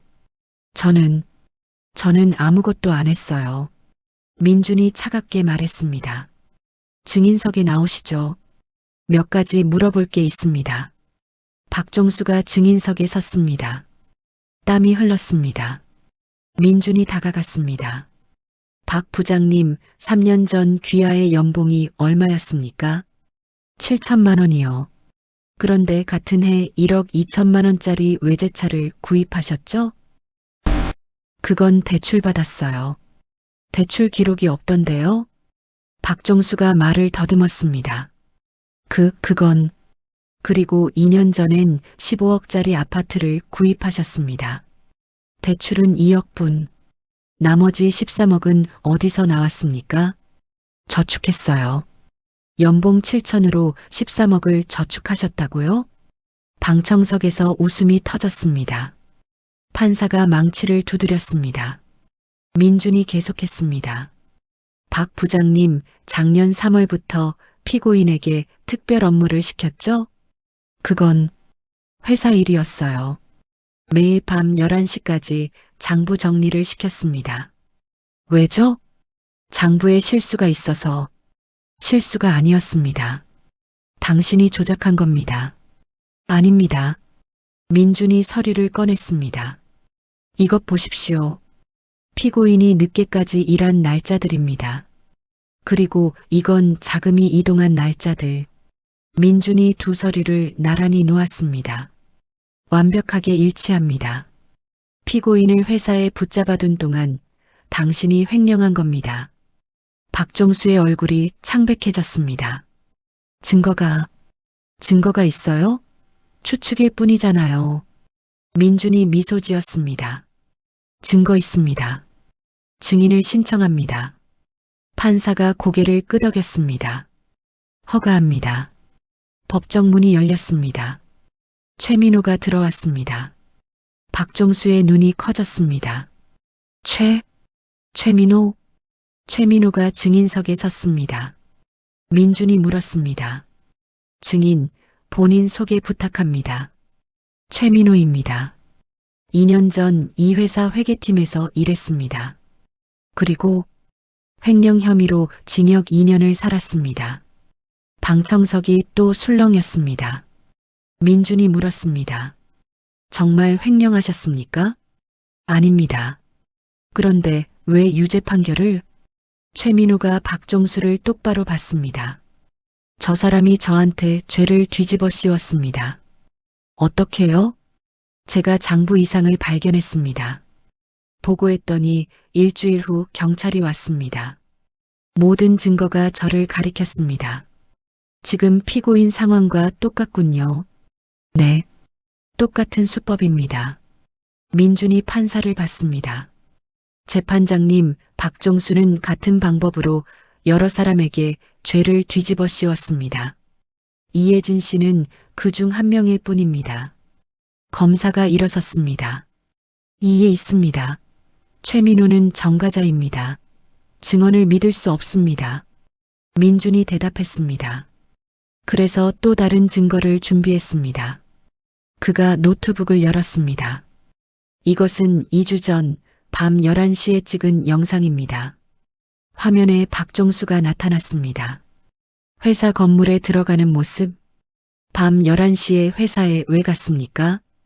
박정수가 더듬거렸습니다. 일이 있어서. 무슨 일이요? 그건 개인적인. 민준이 다음 장면을 재생했습니다. 박정수가 서류 가방을 들고 나오는 모습. 저 가방에 뭐가 들었습니까? 서류요. 무슨 서류? 회사 서류. 정말요? 민준이 화면을 멈췄습니다. 경비 김철수 씨 증언에 의하면 당신은 그날 지하 창고에 갔습니다. 옛날 장부가 보관된 곳. 박정수가 식은땀을 흘렸습니다. 그건 장부를 없애려고 갔던 거죠? 증거를 인멸하려고. 아닙니다. 민준이 마지막 서류를 꺼냈습니다. 이것은 당신 명의의 해외 계좌입니다. 스위스 은행. 박정수의 얼굴이 하얗게 변했습니다. 어떻게? 잔액이 80억 원입니다. 연봉 7천으로 어떻게 모았습니까? 저는 인정하십시오. 당신이 횡령범입니다. 박정수가 주저앉았습니다. 손으로 얼굴을 가렸습니다. 방청석이 완전히 술렁거렸습니다. 판사가 망치를 연거푸 두드렸습니다. 조용히 하십시오. 민준이 판사를 받습니다. 재판장님, 이혜진 씨는 무고합니다. 진짜 범인은 박정수입니다. 즉각 석방을 요청합니다. 판사가 서류를 검토했습니다. 오랜 침묵. 그리고 피고인 이혜진은 무죄로 판단됩니다. 재판장님, 검사가 소리쳤지만 판사는 계속했습니다. 제시된 증거들을 종합해 볼 때 피고인이 횡령을 저질렀다는 합리적 의심이 들지 않습니다. 피고인은 즉시 석방됩니다. 망치가 단상을 내리쳤습니다. 박정수 씨는 위증 및 횡령 혐의로 구속 조사하겠습니다. 법정 경위, 저 사람을 체포하십시오. 경찰들이 달려들었습니다. 박정수에게 수갑을 채웠습니다. 아니야. 나는 안 했어. 나는. 박정수의 목소리가 복도로 사라졌습니다. 법정이 폭발했습니다. 박수 소리, 환호 소리. 유나가 난간을 붙잡고 울었습니다. 엄마. 법정 밖. 혜진이 나왔습니다. 수의를 벗고 평상복을 입었습니다. 엄마. 유나가 달려가 어머니를 껴안았습니다. 유나야. 두 사람이 울며 껴안았습니다. 민준이 멀리서 지켜봤습니다. 태연이 옆에 섰습니다.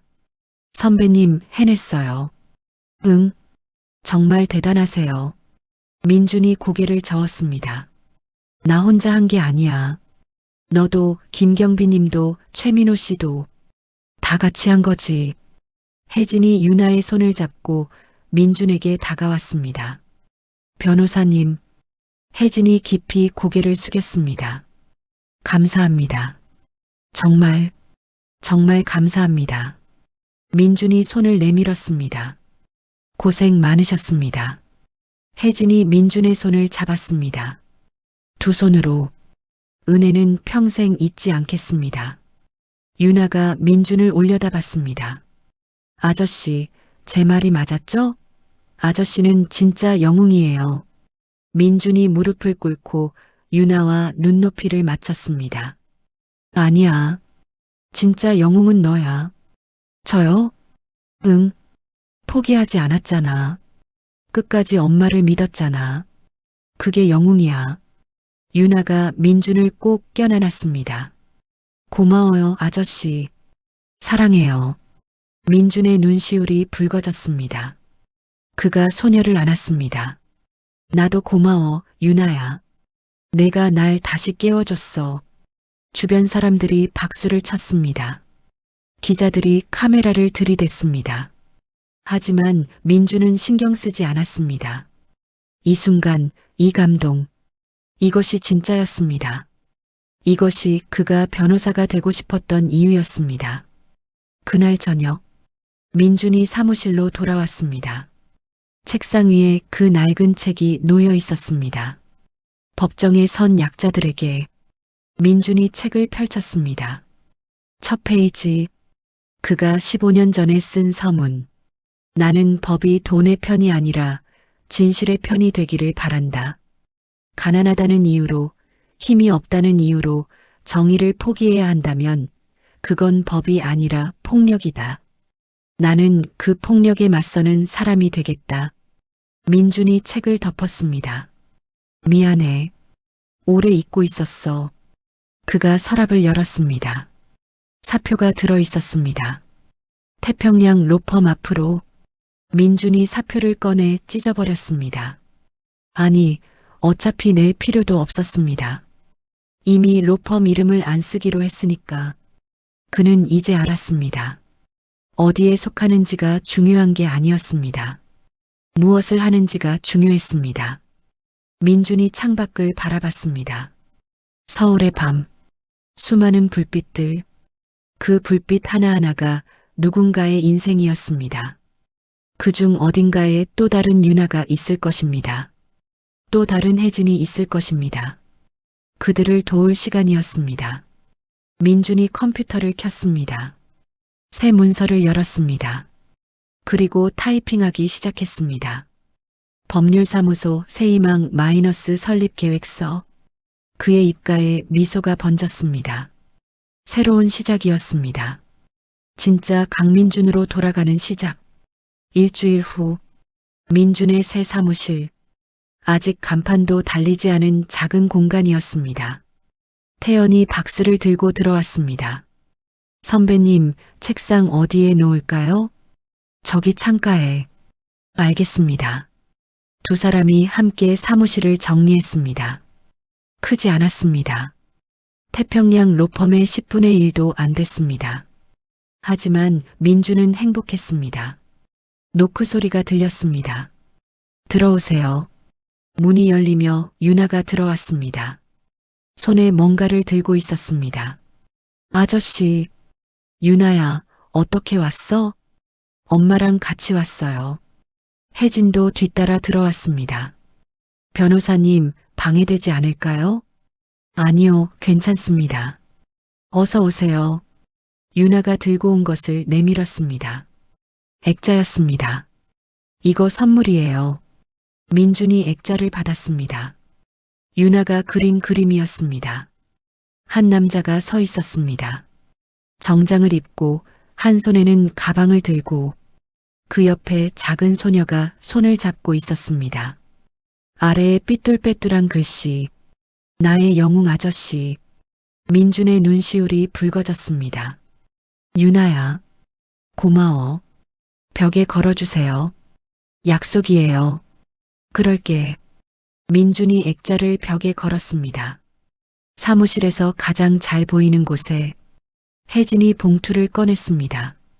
변호사님, 이건 뭡니까? 변호사 비용이요. 많지는 않지만. 민준이 손을 저었습니다. 아니에요. 받을 수 없어요. 하지만 제가 하고 싶어서 한 일입니다. 돈은 필요 없어요. 혜진의 눈에 눈물이 맺혔습니다. 어떻게 보답해야 할지. 유나 잘 키우시면 됩니다. 그게 최고의 보답이에요. 유나가 민준을 껴안았습니다. 아저씨, 저 정말 커서 변호사 될 거예요.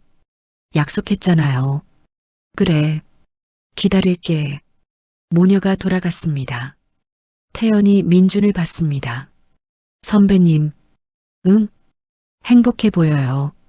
민준이 웃었습니다. 그래, 나도 그런 것 같아. 근데 선배님, 왜? 태연이 조심스럽게 물었습니다. 선배님이 그 책을 쓴 진짜 이유, 저한테도 말해주실 수 있어요? 민준의 미소가 사라졌습니다. 왜 갑자기? 유나가 영웅이라고 하잖아요. 근데 저는 궁금해요. 선배님을 영웅으로 만든 게 뭔지. 민준이 창밖을 바라봤습니다. 꼭 알아야 해? 네. 민준이 한참 침묵했습니다. 그리고 천천히 입을 열었습니다. 내 아버지 얘기야. 15년 전, 민준은 법학도였습니다. 20대 초반, 정의로 가득 찬 청년. 아버지는 작은 공장을 운영했습니다. 성실한 사람이었습니다. 평생 정직하게 살았습니다. 어느 날 경찰이 왔습니다. 횡령 혐의였습니다. 아버지가 뭘 횡령해요? 말도 안 돼요. 민준이 소리쳤습니다. 하지만 증거는 명백했습니다. 아버지 계좌로 돈이 들어왔고 서류에 아버지 서명이 있었습니다. 아니야, 민준아. 나는 안 했어. 정말 안 했어. 아버지가 울며 말했습니다. 하지만 아무도 믿지 않았습니다. 재판이 시작됐습니다. 민준은 변호사를 구하려 했습니다. 하지만 돈이 없었습니다. 국선 변호사가 배정됐습니다. 형식적이었습니다. 제대로 싸우지도 않았습니다. 피고인에게 징역 3년을 선고한다. 판사의 망치가 내려쳤습니다. 아버지가 감옥에 갔습니다. 민주는 학교를 다니며 면회를 갔습니다. 매주 아버지는 점점 말라갔습니다. 건강이 나빠졌습니다. 민준아, 미안하다. 아버지 잘못 아니에요. 나 때문에 내가 고생하는구나. 아니에요. 곧 나오실 거예요. 하지만 아버지는 나오지 못했습니다. 1년 후 갑자기 쓰러졌습니다. 심장마비. 민준이 병원으로 달려갔을 때 아버지는 이미 의식이 없었습니다. 아버지, 아버지. 민준이 아버지 손을 잡았습니다. 아버지가 눈을 조금 떴습니다. 민준아. 네, 아버지. 저예요. 나 정말 안 했어. 알아요. 알아요. 세상이 너무 불공평하구나. 아버지, 말씀하지 마세요. 힘드시잖아요. 아버지가 민준의 손을 꼭 쥐었습니다. 민준아, 약속해줘. 네. 법이 정말 정의로운 세상 만들어줘. 아버지, 나 같은 사람 더 이상 없게. 그것이 아버지의 마지막 말이었습니다. 그 후로 나는 미쳤어. 민준이 계속 말했습니다. 태연이 조용히 듣고 있었습니다. 밤낮으로 공부했어. 변호사가 되기 위해. 아버지처럼 억울한 사람을 돕기 위해. 그래서 그 책을 쓰신 거예요? 응. 시험 준비하면서 틈틈이 썼어. 아버지께 바치는 책이었어. 민준의 목소리가 떨렸습니다. 근데 책이 나오고 나서 알았어. 진실을. 무슨 진실이요? 아버지를 감옥에 보낸 진짜 범인. 아버지 회사 동업자였어. 태연이 손으로 입을 막았습니다. 하지만 이미 늦었어. 아버지는 돌아가셨고 증거는 다 사라졌고 나는 아무것도 할 수 없었어. 선배님, 그때부터야. 내가 변한 게 법이 뭐 대단한가. 결국 돈이고 권력이더라. 민준이 주먹을 쥐었습니다. 그래서 나도 돈을 벌기로 했어. 승소하는 쪽에 서기로 했어. 약자는 어차피 진다고 생각했어. 하지만 유나를 만났죠. 민준이 고개를 끄덕였습니다. 그 아이를 보니까 그때 내 모습이 보였어. 아버지를 지키려고 필사적이었던 나. 그래서 도운 거예요? 처음엔 아니었어. 거절하려고 했어. 근데 자꾸 보이더라. 아버지가 유나 엄마에게서. 민준의 눈에서 눈물이 흘렀습니다. 그리고 깨달았어. 내가 아버지를 못 구했다고 해서 다른 사람도 못 구하는 건 아니라는 걸. 태연도 울고 있었습니다. 선배님, 유나가 날 다시 깨워준 거야. 내가 왜 변호사가 되려고 했는지, 아버지와의 약속을. 민준이 벽에 걸린 유나의 그림을 봤습니다. 이제 알아. 내가 뭘 해야 하는지. 무엇을 하실 건데요? 민준이 웃었습니다. 아버지가 원하셨던 것. 법이 정말 정의로운 세상 만들 거야. 어떻게요? 한 명씩, 유나처럼, 혜진 씨처럼, 한 사람 한 사람 도우면서. 태연이 고개를 끄덕였습니다. 저도 도와드릴게요. 고마워, 태연아. 두 사람이 악수했습니다. 그날 저녁, 민주는 아버지 산소를 찾았습니다. 오랜만이었습니다. 몇 년 만인지 기억도 안 났습니다. 무덤 앞에 앉았습니다. 아버지, 바람이 불었습니다. 죄송해요. 오래 못 왔어요. 민준이 무덤에 손을 댔습니다. 저, 한동안 길을 잃고 헤맸어요.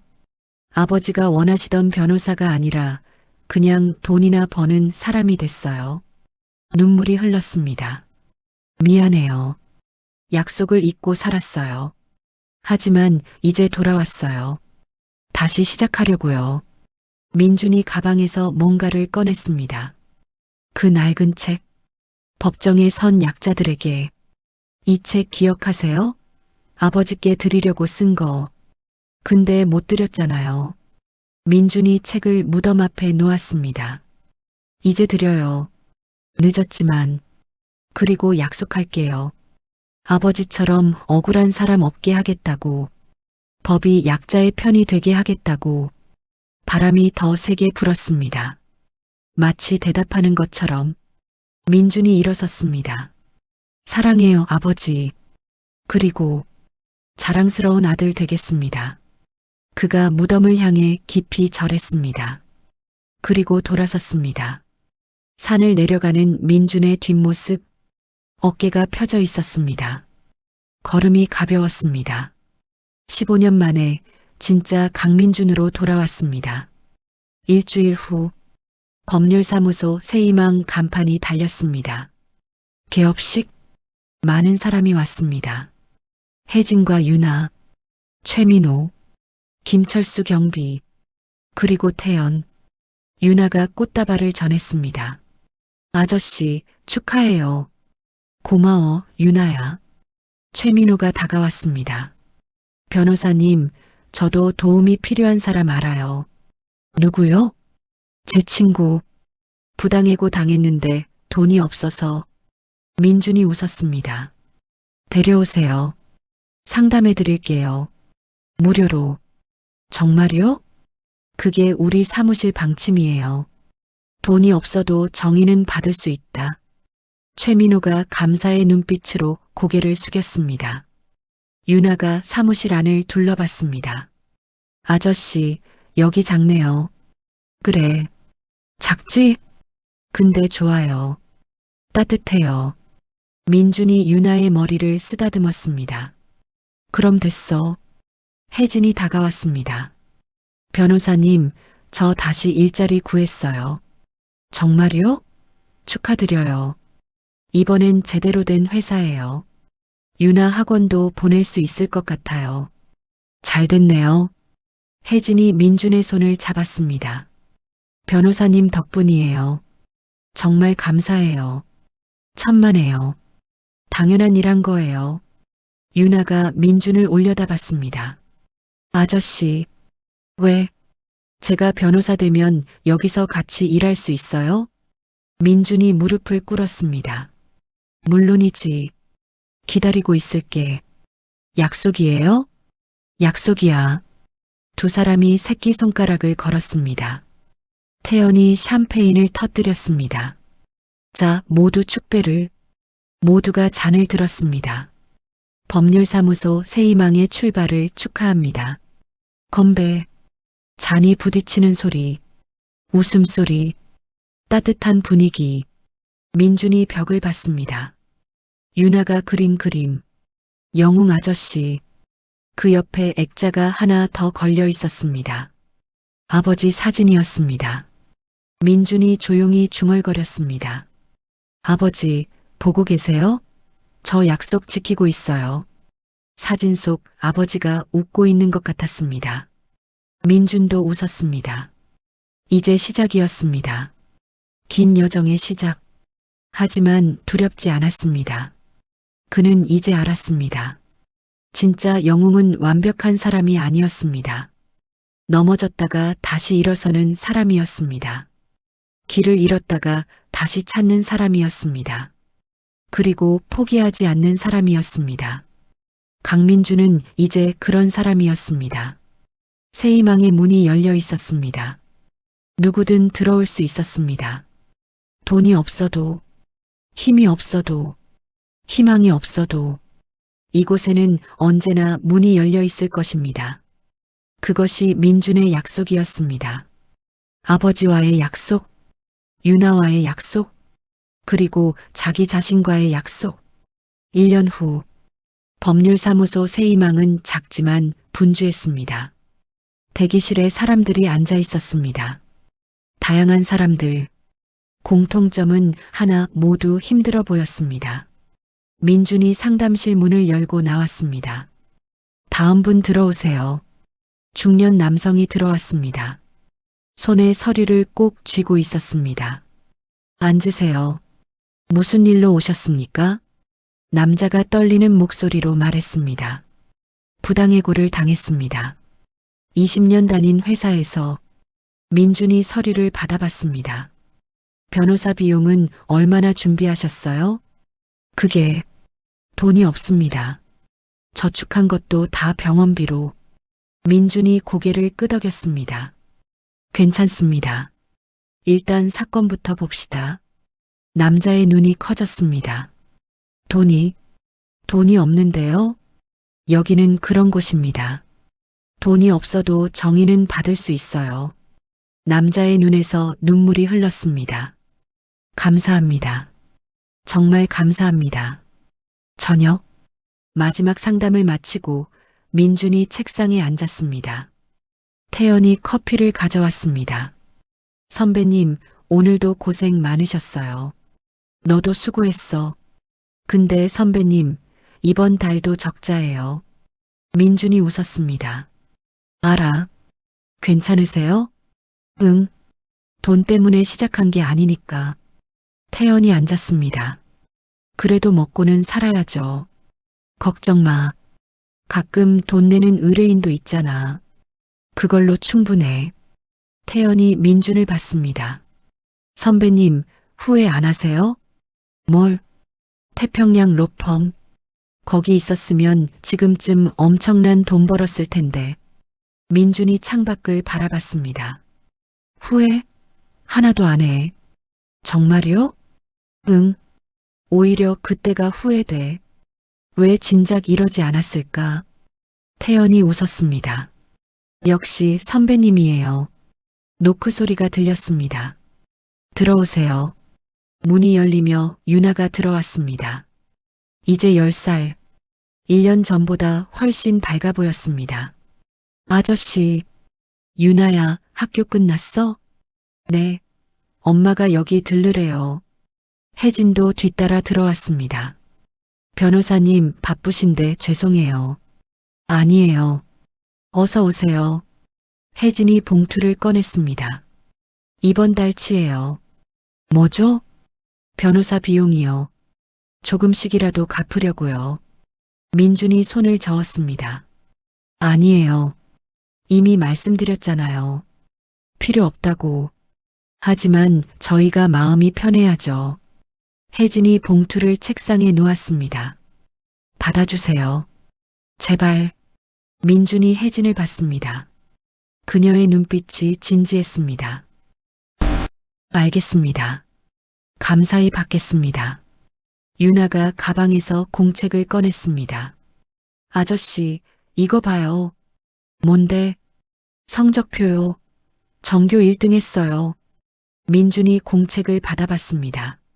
정말로 모든 과목이 100점이었습니다. 우와, 대단한데? 엄마가 이제 학원도 보내주셔서 더 열심히 할 수 있어요. 혜진이 딸의 머리를 쓰다듬었습니다. 이 아이가 공부를 너무 좋아해요. 밤늦게까지 책만 봐요. 훌륭하네. 유나, 정말 자랑스러워. 유나가 환하게 웃었습니다. 저 아직도 변호사 될 거예요. 아저씨 기억하죠? 물론이지. 약속했잖아. 그럼 대학은 어디로 가야 해요? 민준이 웃었습니다. 서울대 법대가 제일 좋지. 그럼 거기 갈 거예요. 꼭? 태연이 유나를 봤습니다. 유나야, 정말 대단하다. 나도 너만큼 똑똑했으면 좋겠다. 언니도 변호사잖아요. 멋있어요. 모두가 웃었습니다. 혜진이 조심스럽게 물었습니다. 변호사님, 요즘 일은 잘 되세요? 민준이 고개를 끄덕였습니다. 바쁘게 지내고 있어요. 그나저나, 박종수는 어떻게 됐어요? 징역 12년 선고받았어요. 항소했지만 기각됐고요. 잘 됐네요. 회사에서 빼돌린 돈도 다 환수됐어요. 피해자들한테 배상하고 있대요. 혜진이 안도의 한숨을 쉬었습니다. 다행이에요. 더 이상 피해자가 없어서. 민준이 최민호를 떠올렸습니다. 최민호 씨는 요즘 어떠세요? 잘 지내세요. 새 일자리도 구하시고 따님도 가끔 만난대요. 다행이네요. 유나가 사무실을 둘러봤습니다. 아저씨, 그림 아직도 걸려 있네요. 벽에 걸린 유나의 그림. 영웅 아저씨. 당연하지. 내 보물인데. 부끄러워요. 왜? 너무 잘 그렸는걸. 유나가 그림을 보며 말했습니다. 나중에 제대로 된 거 그려드릴게요. 제가 변호사 되면요. 기대할게. 모녀가 돌아가고 태연도 퇴근했습니다. 민주는 혼자 남아 서류를 정리했습니다. 오늘 상담한 사건들 모두 힘든 사건들이었습니다. 부당해고, 임금체불, 산재사고, 세입자 권리, 하나같이 돈 안 되는 사건들. 하지만 민주는 행복했습니다. 이것이 그가 원했던 삶이었습니다. 휴대폰이 울렸습니다. 휴대폰이 울렸습니다. 모르는 번호. 여보세요. 강민준 변호사님이신가요? 네, 그런데요. 저 인터넷에서 선생님 얘기 봤어요. 무료로 상담해 주신다고. 네, 맞습니다. 저희 어머니가 보이스피싱 당하셨어요. 전 재산을. 민준이 메모지를 꺼냈습니다. 자세히 말씀해 주세요. 도와드리겠습니다. 전화 상담이 30분 넘게 이어졌습니다. 끊고 나서 민준은 창밖을 바라봤습니다. 서울의 밤. 여전히 많은 불빛들. 그 불빛 하나하나가 누군가의 인생. 그중 몇 명은 지금 힘들 것입니다. 억울할 것입니다. 하지만 이제 희망이 있었습니다. 법률사무소 새희망. 여기는 언제나 문이 열려 있었습니다. 석 달 후 유나의 학교 강당. 꿈의 날 행사가 열렸습니다. 학생들이 자신의 꿈을 발표하는 날. 민준이 초대받아 왔습니다. 유나가 단상에 올랐습니다. 안녕하세요. 저는 4학년 서유나입니다. 당당한 목소리.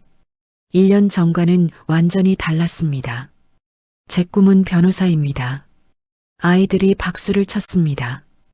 1년 전 저희 엄마가 억울한 일을 당했습니다. 누명을 쓰고 감옥에 갔습니다. 강당이 조용해졌습니다. 저는 무서웠습니다. 엄마를 잃을까봐. 그래서 변호사를 찾아갔습니다. 유나가 민준을 가리켰습니다. 저기 계신 강민준 변호사님이 도와주셨습니다. 돈도 없고 힘도 없는 저희를 도와주셨습니다. 민준의 눈시울이 붉어졌습니다. 변호사님 덕분에 엄마는 무죄가 됐습니다. 우리 가족은 다시 행복해졌습니다. 유나의 목소리가 떨렸습니다.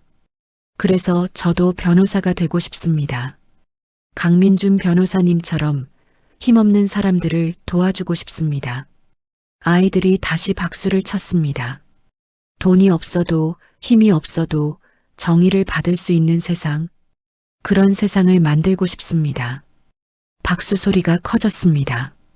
유나가 마지막으로 말했습니다. 강민준 변호사님 감사합니다. 그리고 약속 지킬게요. 꼭 훌륭한 변호사가 되겠습니다. 민준이 일어나 박수를 쳤습니다. 눈물을 흘리며 다른 부모들도 일어섰습니다.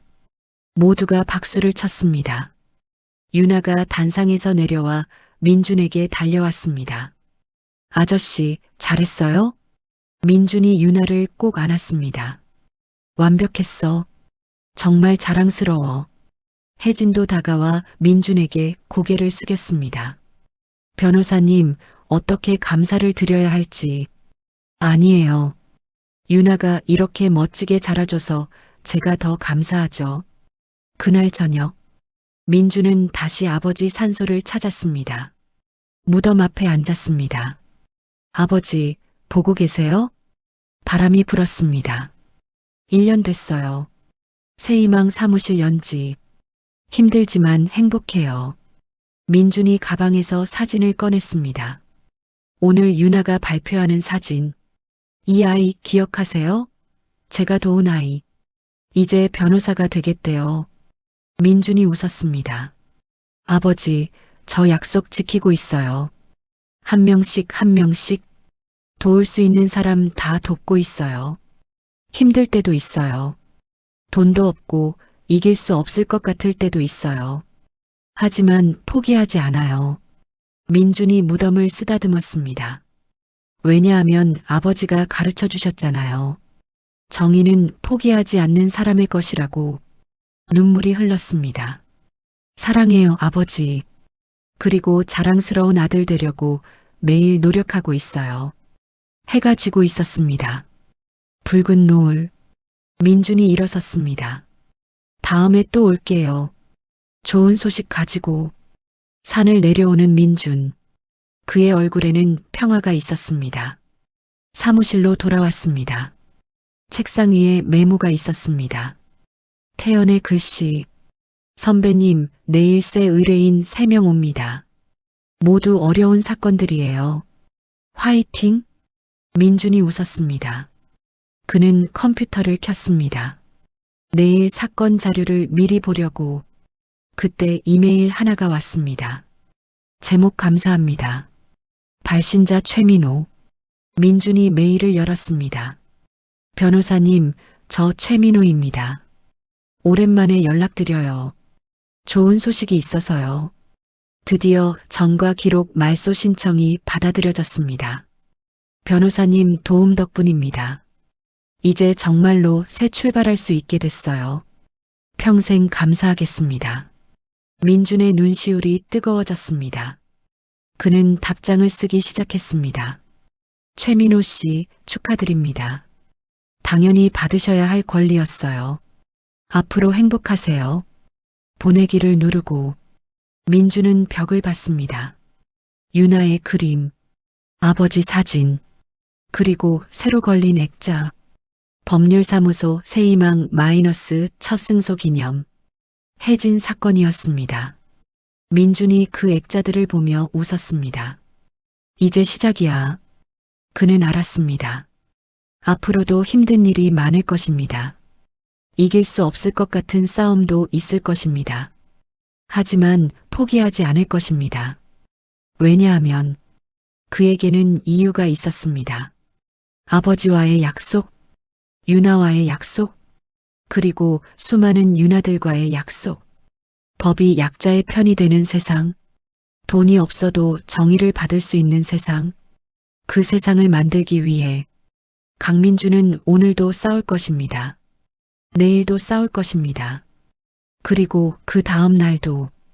왜냐하면 그것이 진짜 영웅이 하는 일이니까. 몇 년 후, 법정, 한 젊은 여성 변호사가 서 있었습니다.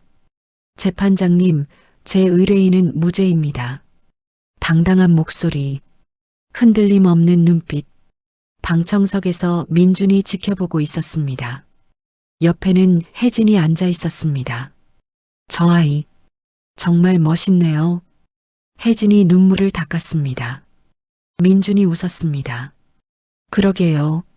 정말 훌륭한 변호사가 됐어요. 여성 변호사가 최종 변론을 했습니다. 법은 돈이 많은 사람의 편이 아닙니다. 법은 진실의 편입니다. 민준이 그 말을 들으며 미소 지었습니다. 그 말, 15년 전 자신이 쓴 말, 그리고 지금 서윤아 변호사가 그 말을 이어가고 있었습니다. 판결 선고하겠습니다. 피고인은 무죄. 방청석에서 환호가 터졌습니다. 유나가 의뢰인과 껴안으며 울었습니다. 민준과 혜진도 일어나 박수를 쳤습니다.